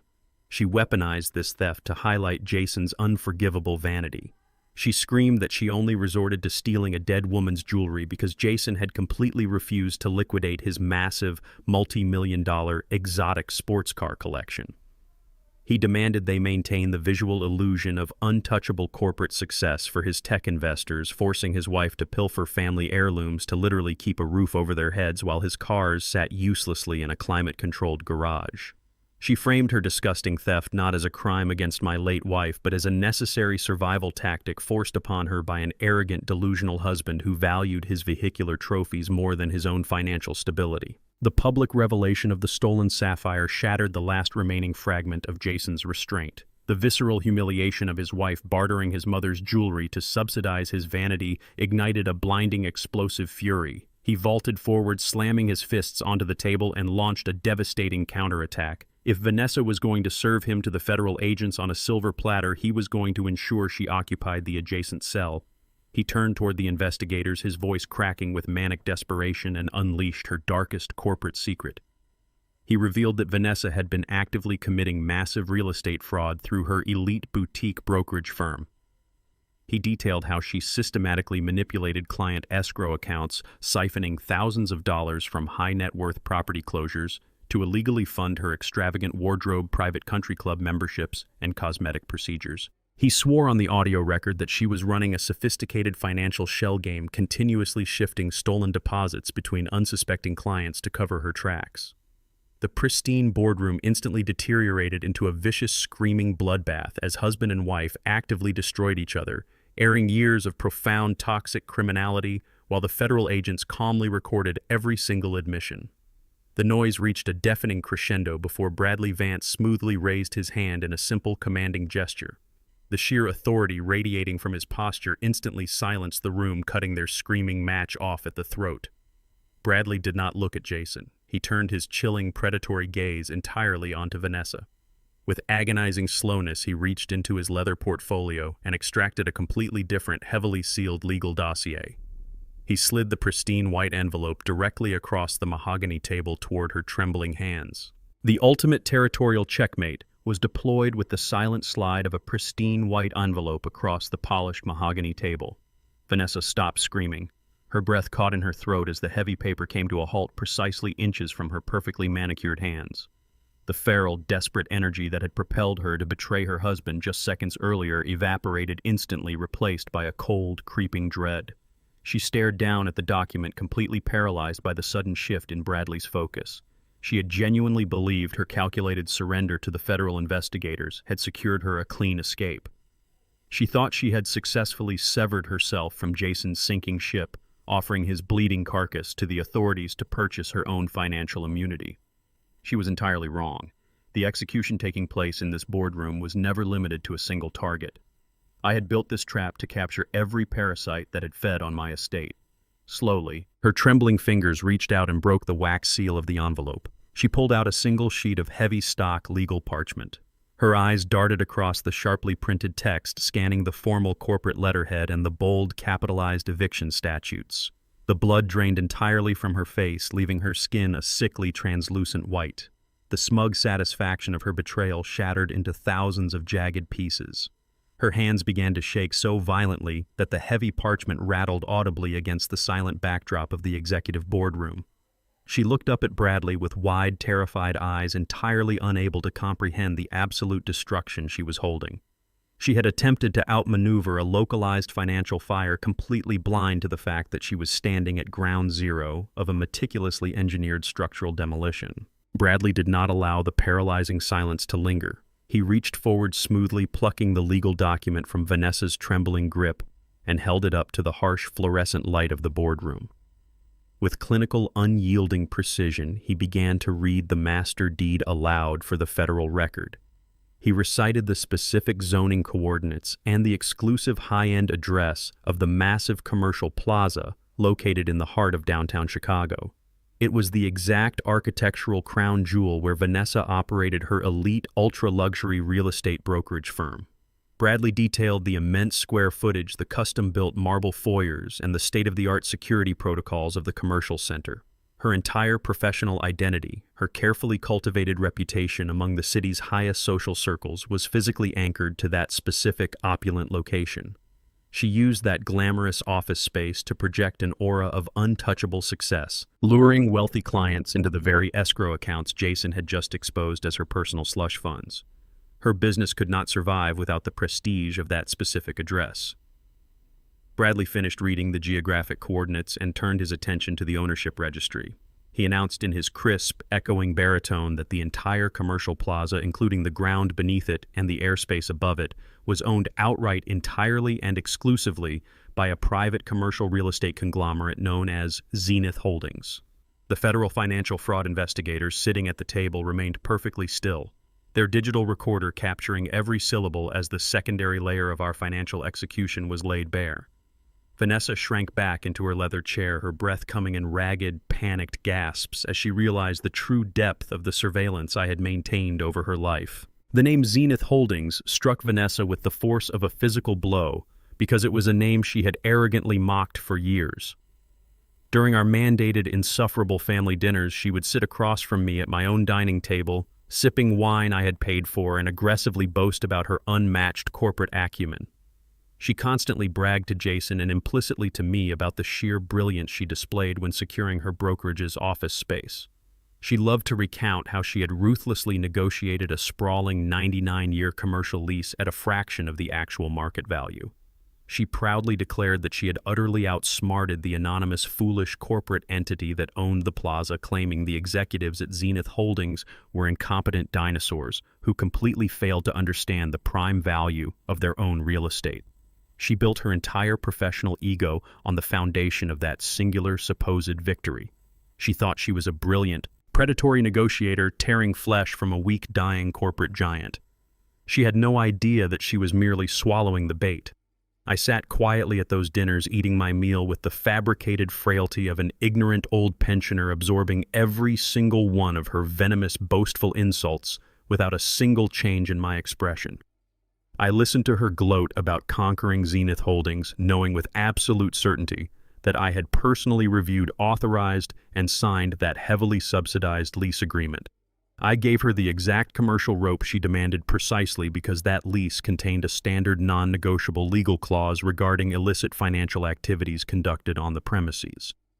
She thought she had conquered the market, entirely oblivious to the reality that she had willingly built her fraudulent empire directly on land that I owned and controlled. I leaned forward, completely shedding the posture of the fragile victim, and let my absolute authority fill the freezing boardroom. I looked directly into Vanessa's terrified eyes and announced that I was the sole proprietor and primary shareholder of Zenith Holdings. The oxygen vanished from the room. I calmly explained that her 99-year commercial lease contained a strict legally binding morality and compliance clause. Because she had just confessed to the federal authorities on a digital recording to orchestrating international wire fraud, and because Jason had thoroughly exposed her systematic embezzlement of client escrow accounts operating directly out of that office, she was in catastrophic violation of our contract. I informed her that I was officially executing an immediate, irrevocable termination of her commercial lease. Her access to the plaza was revoked. The locks on her luxury boutique firm were already being changed by my security teams in Chicago, and all physical assets inside were frozen pending a federal audit. Her entire career, her company, and her fraudulent social standing were instantly rendered homeless and obsolete. The sheer totality of the destruction broke her mind. The panic in her eyes warped into a blind, feral rage. She let out a guttural, unhinged scream and violently lunged across the polished mahogany table, her manicured hands hooked into claws aimed directly at my face. She never made it halfway. The two armed private security contractors Bradley had stationed by the heavy oak doors moved with terrifying speed. They intercepted her mid-lunge, grabbing her by the shoulders and forcefully slamming her face first into the carpeted floor. The heavy thud of her impact shook the table. She thrashed and screamed against the floorboards, completely neutralized, while the federal investigators calmly continued recording the collapse of her house of cards. The atmosphere in this boardroom shifted from aggressive posturing to the hollow reality of total wreckage.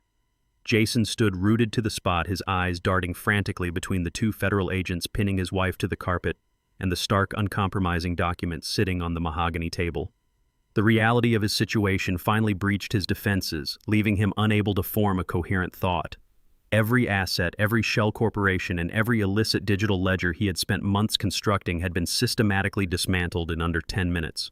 The prestige he wore like a suit of armor was gone, exposing a man who possessed absolutely nothing. He watched as his wife, once the brilliant and ruthless strategist of their operation, struggled helplessly against the weight of the security contractors.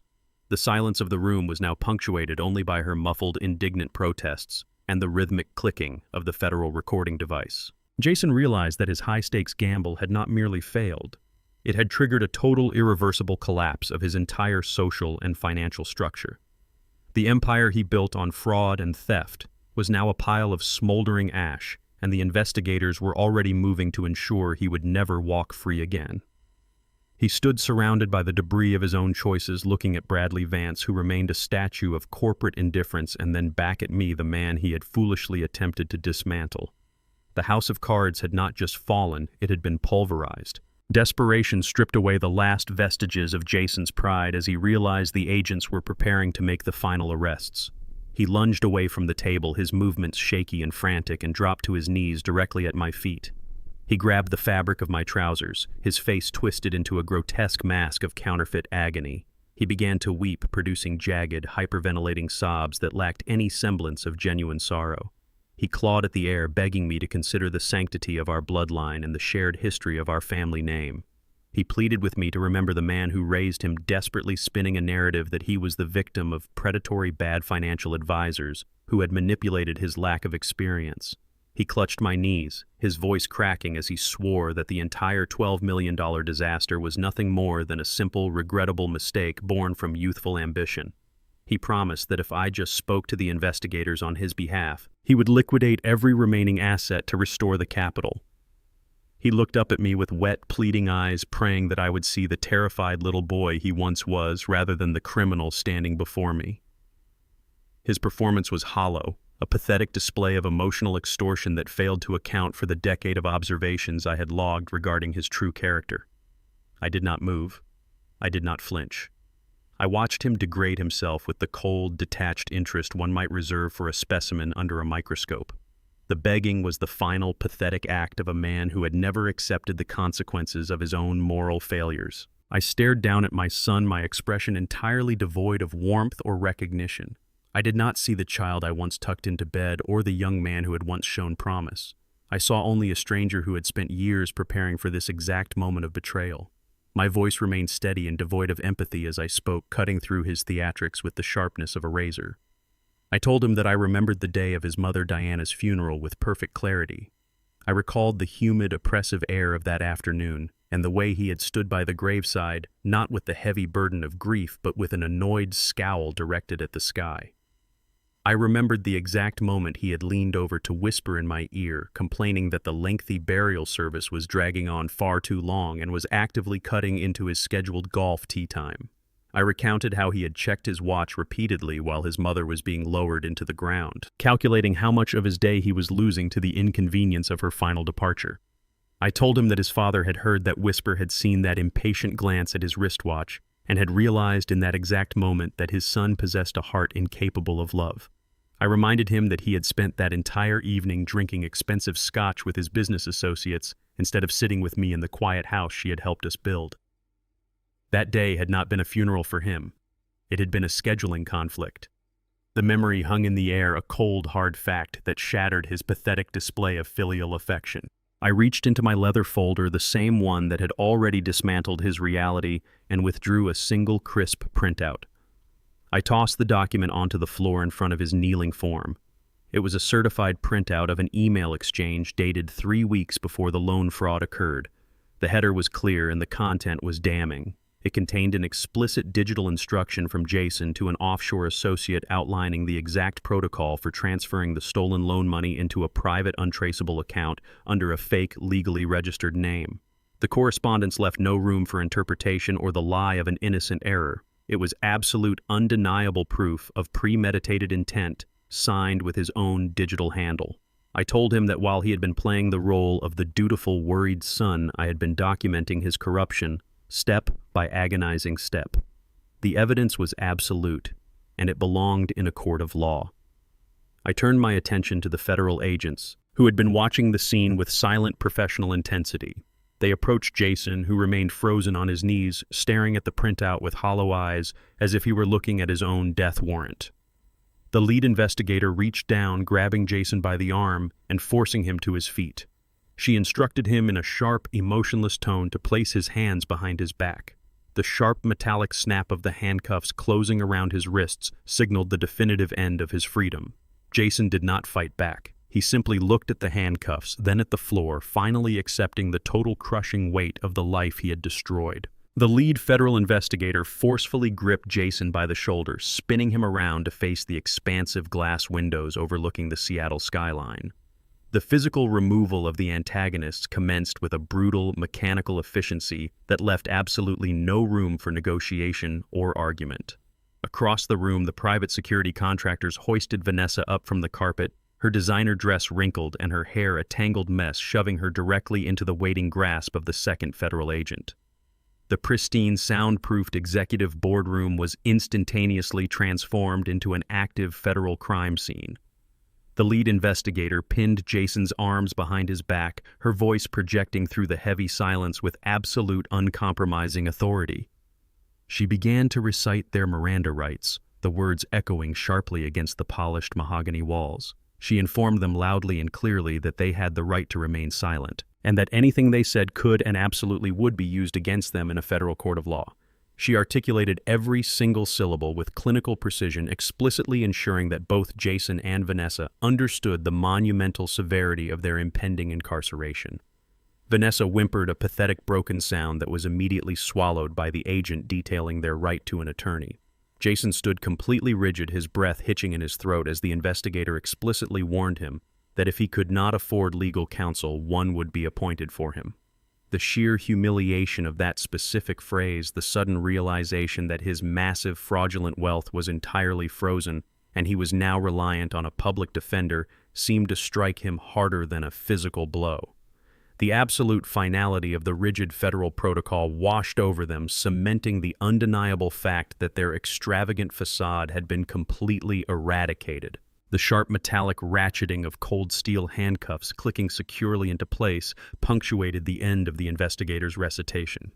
The heavy metal bit deeply into Jason's wrists, providing a stark tactile confirmation that his life as a wealthy corporate titan was permanently over.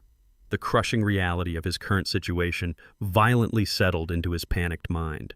He was no longer staring down a simple bankruptcy or a manageable civil dispute. He was facing a guaranteed decade inside a federal penitentiary for international wire fraud, identity theft, and corporate embezzlement. The luxurious European escapes, the private villas in Monaco, and the endless stream of offshore cryptocurrency vanished into the ether, replaced entirely by the imminent prospect of concrete walls and steel bars. As the investigator tightened the restraints, Jason's initial paralyzing panic mutated instantly into a venomous, unhinged rage.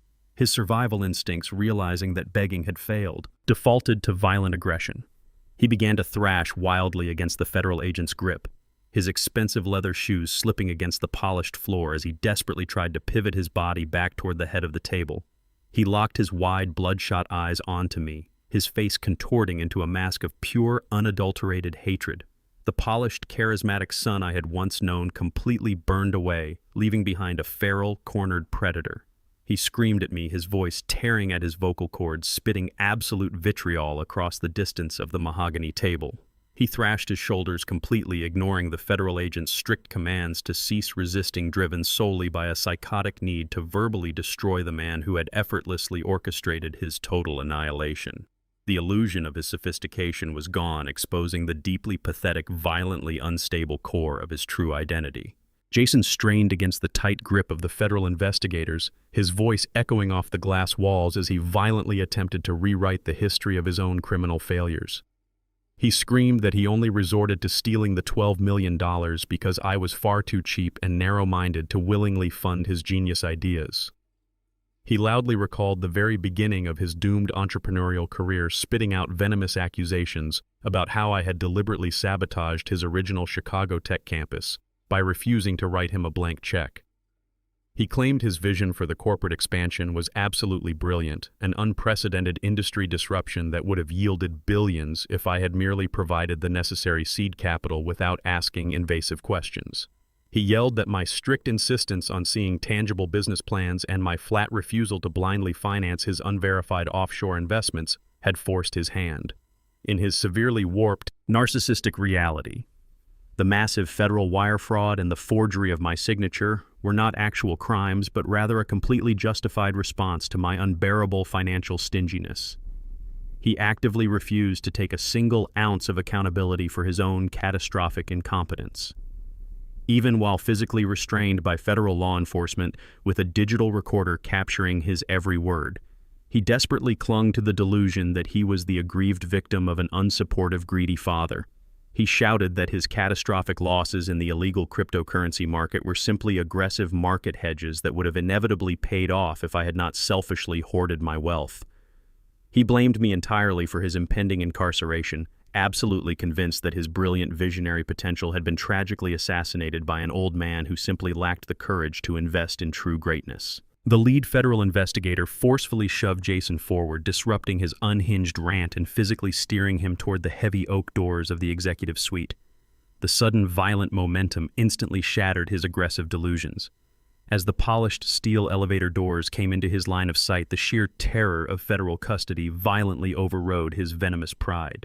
The screaming accusations abruptly morphed into frantic, pathetic begging. Jason dropped his weight, forcing the agents to drag him by his constrained arms, and twisted his neck to look back at me. He desperately pleaded for me to immediately open my newly revealed corporate accounts and pay their federal bail. He screamed that family implicitly protects family, wildly demanding unwavering loyalty from the exact same man he had just actively attempted to institutionalize and financially destroy. He shouted that blood was thicker than money, sobbing hysterically as he begged me to call my elite legal team and fix the massive catastrophe he had authored. He promised to sign whatever documents I required, frantically offering to become a subservient employee in my commercial empire if I just kept him out of a penitentiary cell. He weaponized the concept of familial duty, entirely blind to the grotesque hypocrisy of his demands. I did not offer a single word of comfort, nor did I acknowledge his frantic, hyperventilating tears. I simply placed my hands flat against the mahogany table and stood up slowly, allowing the silence of my movements to command the room. I reached down and methodically secured the center button of my tailored charcoal suit jacket, straightening my posture to my absolute full height. I looked down at the pathetic, sobbing man being hauled out of my boardroom, entirely prepared to deliver my final, irrevocable verdict. The metallic click of the handcuffs finalizing Jason's physical restraint acted as a vacuum, sucking the remaining oxygen and noise from the expansive boardroom. The federal agent stepped back slightly, holding my son firmly by the arms, granting me the uninterrupted floor. Jason remained on his knees, his tailored suit bunching awkwardly around his shoulders, his tear-streaked face tilted upward in a pathetic portrait of defeated arrogance. Vanessa lay pinned nearby, completely immobilized and eerily quiet, as the absolute finality of their situation crushed her feral rage into stunned submission. The room fell dead silent. It was a heavy, suffocating quiet, pregnant with the gravity of a judgment long overdue. I looked down at the man who shared my blood, stripping away the decades of fatherly leniency that had foolishly shielded him from the harsh realities of the world. The ideological execution was about to commence, and there would be no appellate court for this verdict. I did not raise my voice or project anger. I simply allowed the chilling calm of absolute certainty to anchor my words. For years, I had watched him parade through life, wearing unearned confidence, building a hollow empire on the foundation of my invisible generosity. Now, stripped of his fraudulent wealth and facing the stark, uncompromising walls of federal justice, he was finally forced to listen.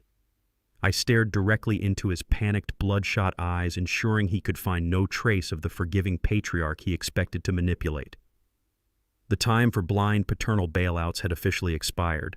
The execution chamber was sealed, and he was completely tethered to the center of the room. He had demanded my attention through forgery and deceit, and now he was going to receive the full, uncompromising weight of my absolute attention. I delivered my verdict with the clinical precision of a surgeon excising a malignant tumor. I methodically dissected his 15 years of calculated neglect, forcing him to confront the grotesque reality of his insatiable greed. I recounted the endless parade of missed holidays, the aggressively brief phone calls, and the thinly veiled disgust he directed at my chosen lifestyle.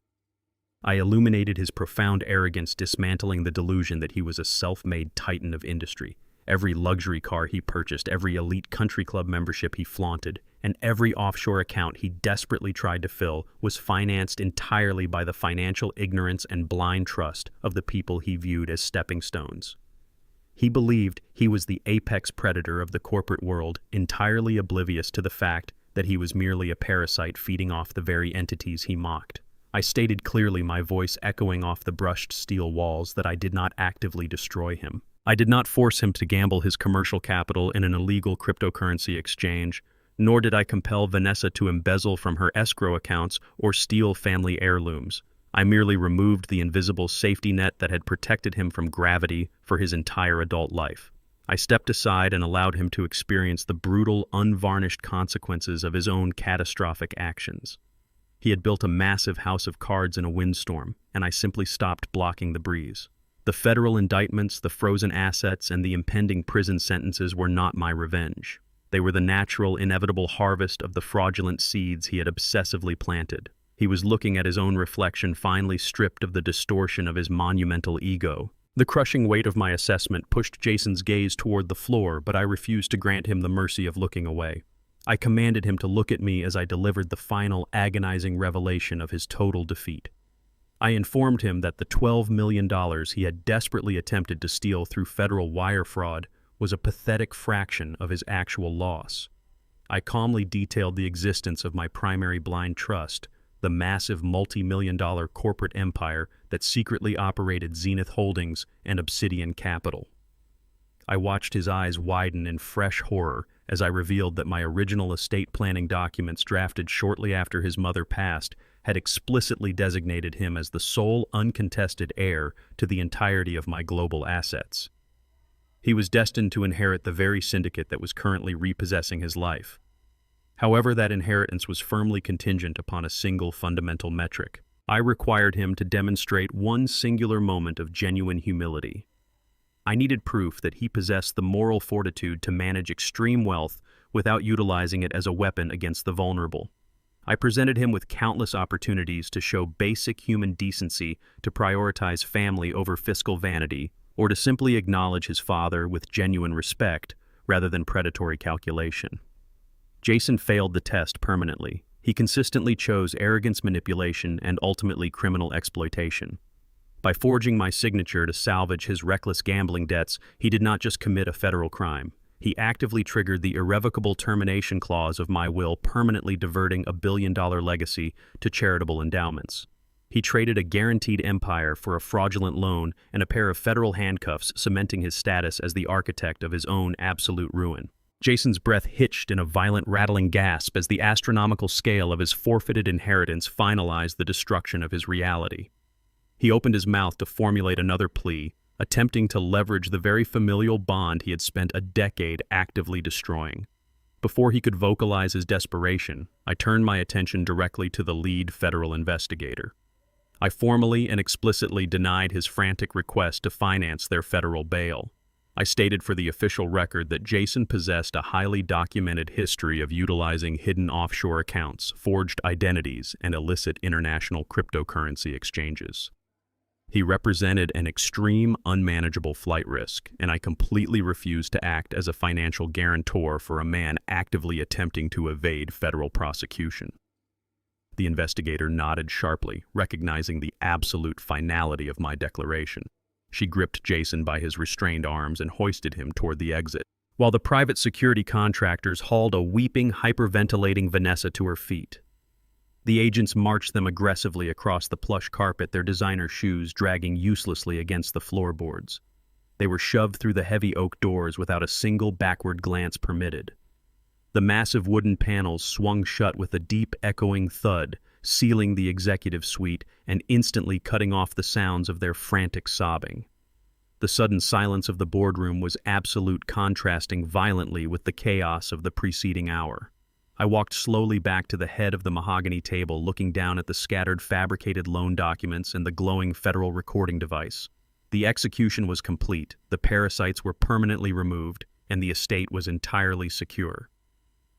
I stood perfectly still in the sterile, echoing chamber, completely victorious, yet enveloped by a profound, suffocating loneliness. The sheer agonizing weight of absolute consequence settled heavily over the city over the next 48 hours. The silence in my apartment, once a space where I had carefully manufactured the illusion of a frail, forgotten pensioner, now resonated with the profound reality of a completed execution. I no longer needed the faded gray sweaters or the stooped posture. I dressed in a simple, well-tailored suit and walked out onto the bustling streets of downtown Seattle. The crisp, Pacific Northwest air felt entirely different in my lungs, sharp and clean, completely devoid of the suffocating, toxic anticipation that had defined the past year of my life. As I approached a corner newsstand, the stark, glaring headlines of the major financial papers immediately confirmed the sheer magnitude of the demolition I had orchestrated. The arrest of Jason and Vanessa was not a quiet, localized affair. It was the lead story across every major corporate publication. The headlines blared about a massive multi-million-dollar federal wire fraud indictment detailing the catastrophic collapse of a prominent tech CEO and his high-profile real estate broker wife. The articles outlined the staggering scale of the embezzlement, the illegal offshore cryptocurrency exchanges, and the dramatic public arrests executed inside a private corporate boardroom. The financial world was actively devouring the carcasses of their fabricated empires. I stood on the crowded sidewalk watching commuters casually read the details of my son's absolute ruin. There was no joy in the validation, no triumphant surge of adrenaline. The victory was entirely clinical, a necessary, brutal surgical procedure required to stop a fatal infection from spreading any further. I purchased a paper, folded it neatly, and continued walking, leaving the wreckage of their public reputations behind me on the street corner. I navigated away from the harsh concrete and steel of the financial district, eventually finding myself on the edge of a quiet, expansive city park. I sat down on a weathered wooden bench, the wood smooth and cold against my hands, and watched the world move around me. A short distance away, a young family was playing on the grass. The father was gently tossing a brightly colored ball to his young son, their laughter carrying lightly on the afternoon breeze. I watched the simple, uncomplicated exchange of affection and felt a sudden, profound ache radiate deep within my chest. It was the heavy, necessary grief of amputation. I had successfully isolated and violently removed a toxic infection from my life, but the procedure still required cutting away living tissue. Jason was my son. I had held him when he was an infant, completely unaware of the ruthless, calculating predator he would eventually choose to become. I had loved him, supported him, and ultimately, I had destroyed him to protect the legacy of his mother. The pain of that reality was absolute and inescapable, a phantom limb that would ache for the rest of my days. Yet beneath the crushing weight of that sorrow, I could feel a strange, quiet clarity taking root. The suffocating fever of manipulation and deceit was finally breaking. The relentless anxiety of being hunted for my assets, the sickening awareness that my own blood viewed me as a disposable financial resource, had been entirely eradicated. The grief was immense, but it was honest. It was the pain of a man who had survived a terrible storm, standing alone in the wreckage, but finally able to breathe without inhaling smoke. I sat on the bench for a long time, allowing the sorrow to wash over me, knowing that the worst of the suffering was finally behind me. As I watched the young father carefully instruct his son on how to catch the ball, my mind drifted back through the decades, settling on a quiet evening in the study of our first home. Diana had been sitting in the armchair opposite me, the soft light of the reading lamp catching the silver threads just beginning to show in her hair. Jason had been a teenager then, already exhibiting the early dangerous signs of absolute entitlement. He had demanded a new expensive car for his 16th birthday, throwing a vicious tantrum when I suggested he work at my firm to earn a portion of the cost. I remembered feeling conflicted, wanting to provide him with the lifestyle I had worked so hard to build, wanting to shield him from the relentless struggle that had defined my own youth. Diana had looked at me over the rim of her glasses, her expression carrying that sharp, uncompromising wisdom I relied on so heavily. She told me with absolute certainty that providing Jason with unlimited resources without demanding an ounce of struggle or accountability was not an act of love. It was an act of sabotage. She warned me that insulating him from consequence would sever his connection to reality, twisting his ambition into a monstrous, insatiable greed. She predicted with terrifying accuracy that he would eventually view our generosity as a baseline right and our boundaries as an unacceptable insult. She had been entirely correct. I had ignored her warning, blinded by my desire to be a provider, and in doing so, I had actively fueled the creation of the predator I was eventually forced to destroy.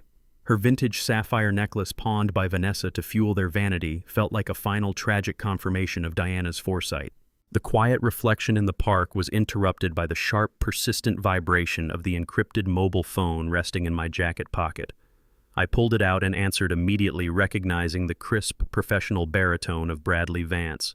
He bypassed any pleasantries, launching directly into a clinical update on the aftermath of the boardroom execution. He informed me that the structural integrity of Jason and Vanessa's marriage had collapsed entirely within their first 48 hours of federal custody.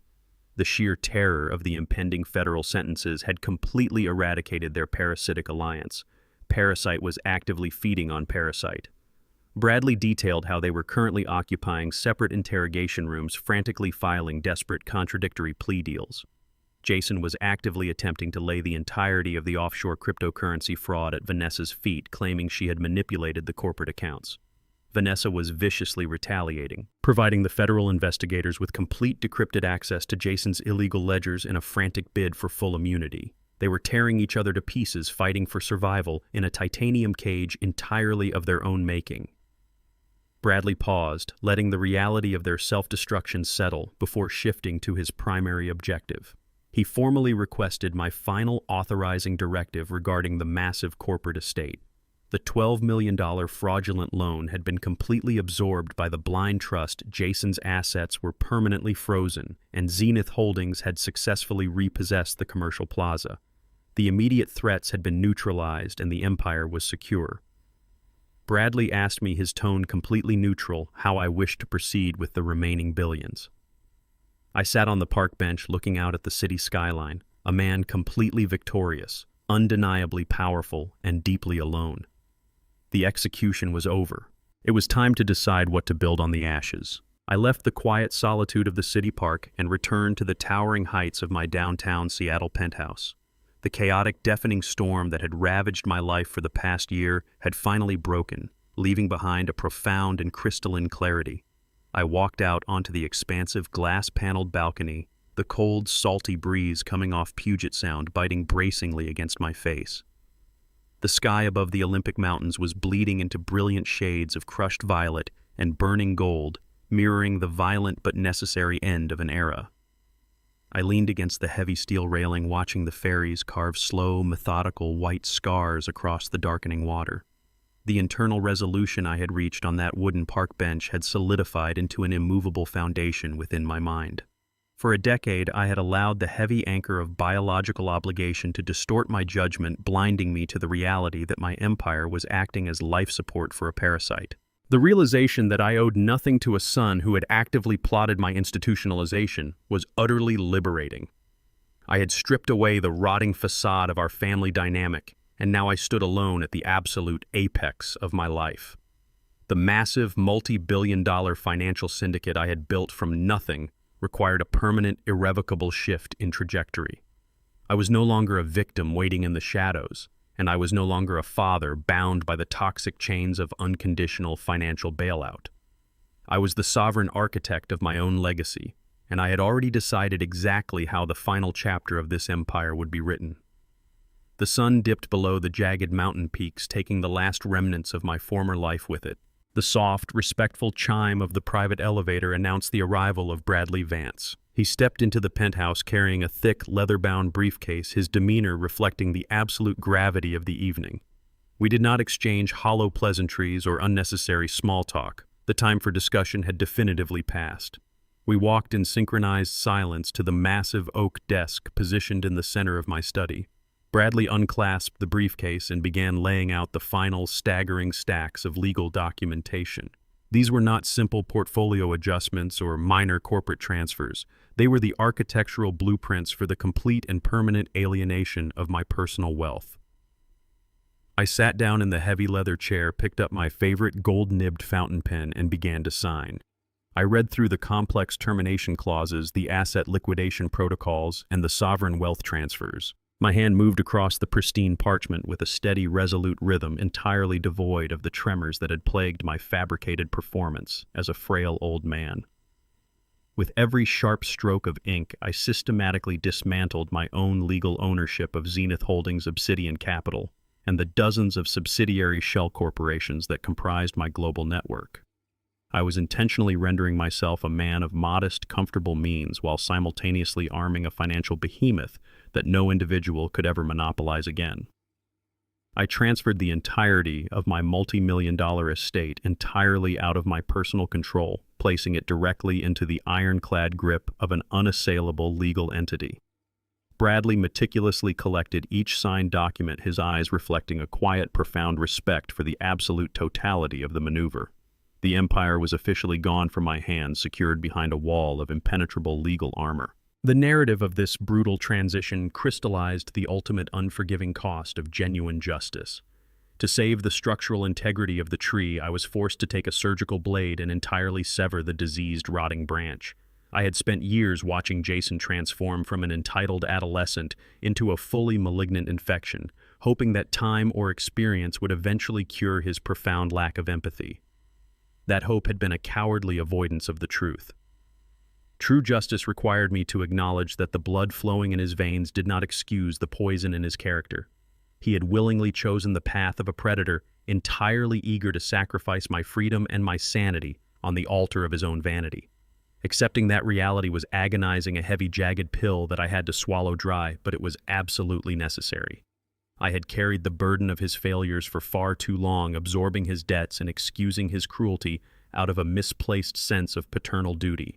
Signing those documents severed that toxic tether permanently. I felt no regret as I finalized his disinheritance. The phantom pain of losing a son was eclipsed entirely by the profound, grounding sensation of reclaiming my own dignity. I had successfully orchestrated my own rescue, pulling myself out of a meticulously designed trap and turning the jaws of consequence back onto the traitors. I had not sought revenge out of malice, but rather out of a fundamental requirement to restore balance to the universe I had created.